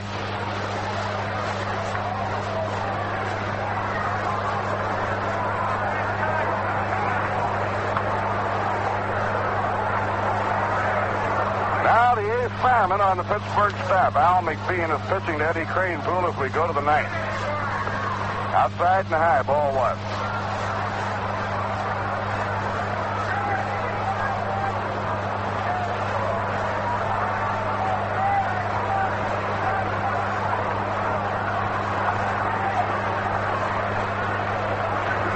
McBean is the 6th pitcher that Harry Walker has called on. Right in for a strike, Eddie. Eddie has driven in 3 runs tonight for the Mets with a sacrifice fly and a 2-run double. So Eddie has 1 for 3 and 3 RBIs. He now leads the club in RBIs, with taking over the leadership from Ron Swoboda. A liner hit beyond the reach of Rogers into left center for a base hit. Lynch plays the ball back in, and Eddie Cranepool has his 2nd hit.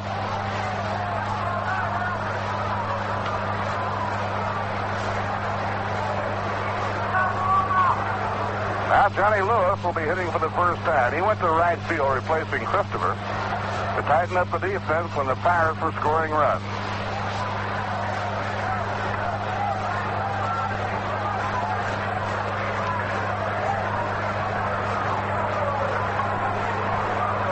Johnny Lewis, the batter against Al McBean.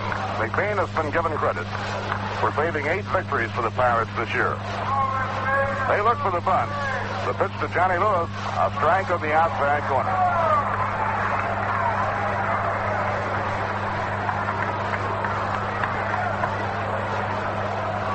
Bob Skinner, a former Pirate, has hit a 2-run homer for the Cardinals in the last of the 5th inning. And in that high-scoring battle between the Dodgers and the Cards are back in front.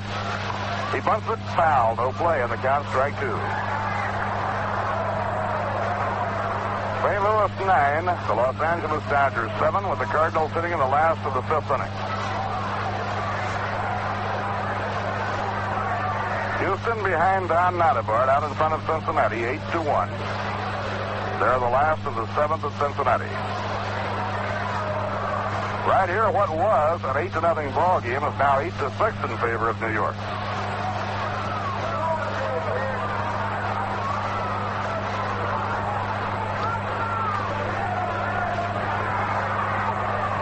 Pitch to Lewis, a ground ball to second base. Mazeroski goes to second for 1. Rogers to first. Not in time. Lewis gets there ahead of the throw.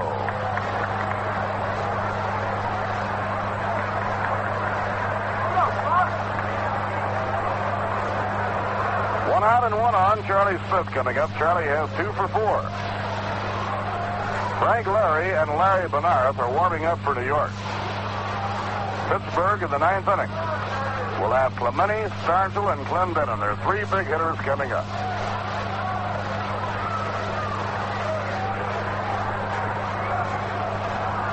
Now the pitch. Chopped foul off the plate, going off to the left side, no play. So Harry Walker, the Pittsburgh manager, has the 3 men he would call on first to come up and hit, as the Bucks hit in the last of the 9th inning. So the Mets would love to pick up another run or 2 if they possibly can. Off to the left side, no play. So Harry Walker, the Pittsburgh manager, has the 3 men he would call on first to come up and hit, as the Bucks hit in the last of the 9th inning. So the Mets would love to pick up another run or 2 if they possibly can.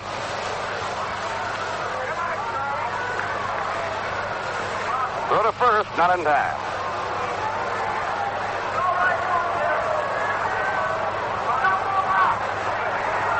Now the pitch on the way.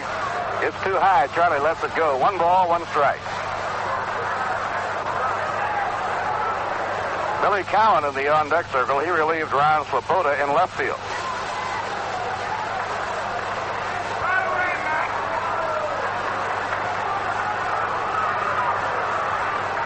Now the 1-1 pitch. Foul ball. Hit him off the fist with a good pitch. Back toward the press box.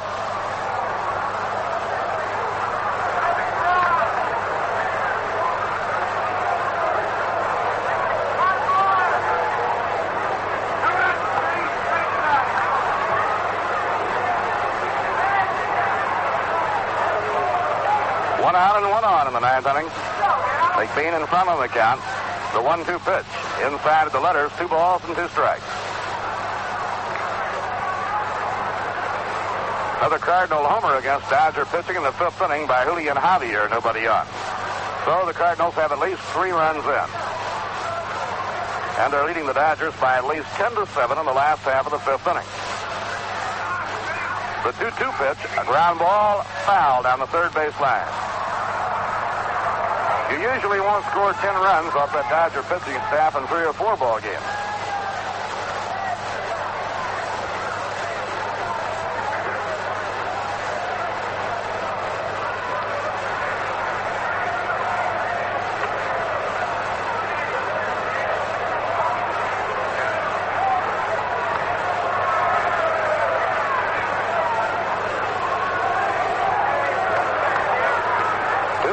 Johnny Lewis is on first. Charlie Smith is the batter. Al McBean in relief. Down comes his pitch, and it's a foul ball that's not playable. Back up into the crowd. Quite a few of the fans left before that 6-run explosion by the Bucks. The Mets were sailing along with an 8-0 lead coming into the last of the 8th inning. Roberto Clemente's 406-foot triple started things up.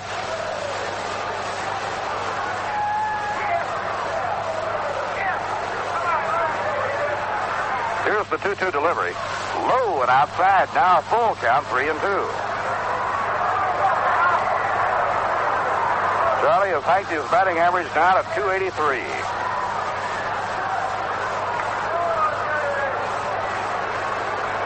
Charlie has real good power, and Jerry Lynch, the left fielder, is playing him almost back to the track in left field.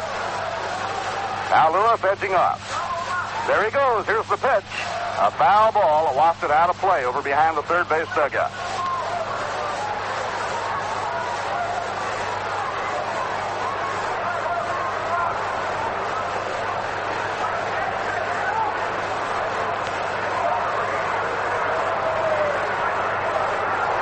Johnny Lewis is the base runner at first with 1 out at 3-2, and let's see if Casey has him running again. Now the stretch by McBean. There goes Lewis. A high fly to center field. Lewis slams on the brakes. Clemente drifting in. He's under it. Makes the catch. 2 men down.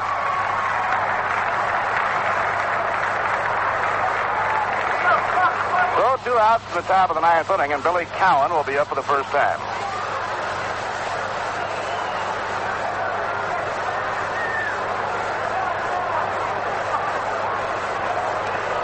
Billy went to the outfield for Ron Sloboda. Ron had gone hitless and 4 times up. Here's the pitch by McBean. A foul ball that knocked the helmet right off of Cowan's head. Billy grabs his forehead. Trainer Gus Mott hurrying out of the dugout, but Billy says, "I'm all right, don't worry about me." That ball came back. It fouled off the bat handle into the dirt, bounced up, and knocked the helmet right off of Billy's head.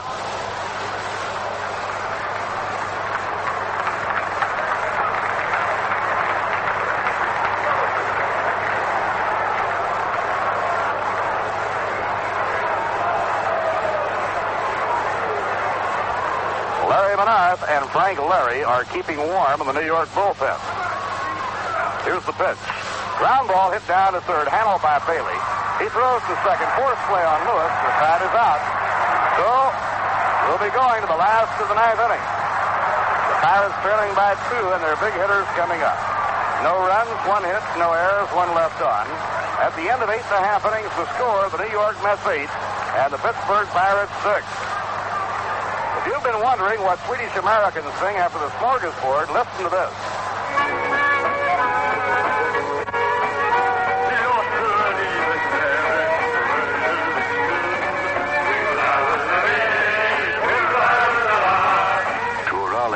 A song that Swedish Americans sing over and over at their parties and picnics until they raise a fearful thirst. Then they change their tune.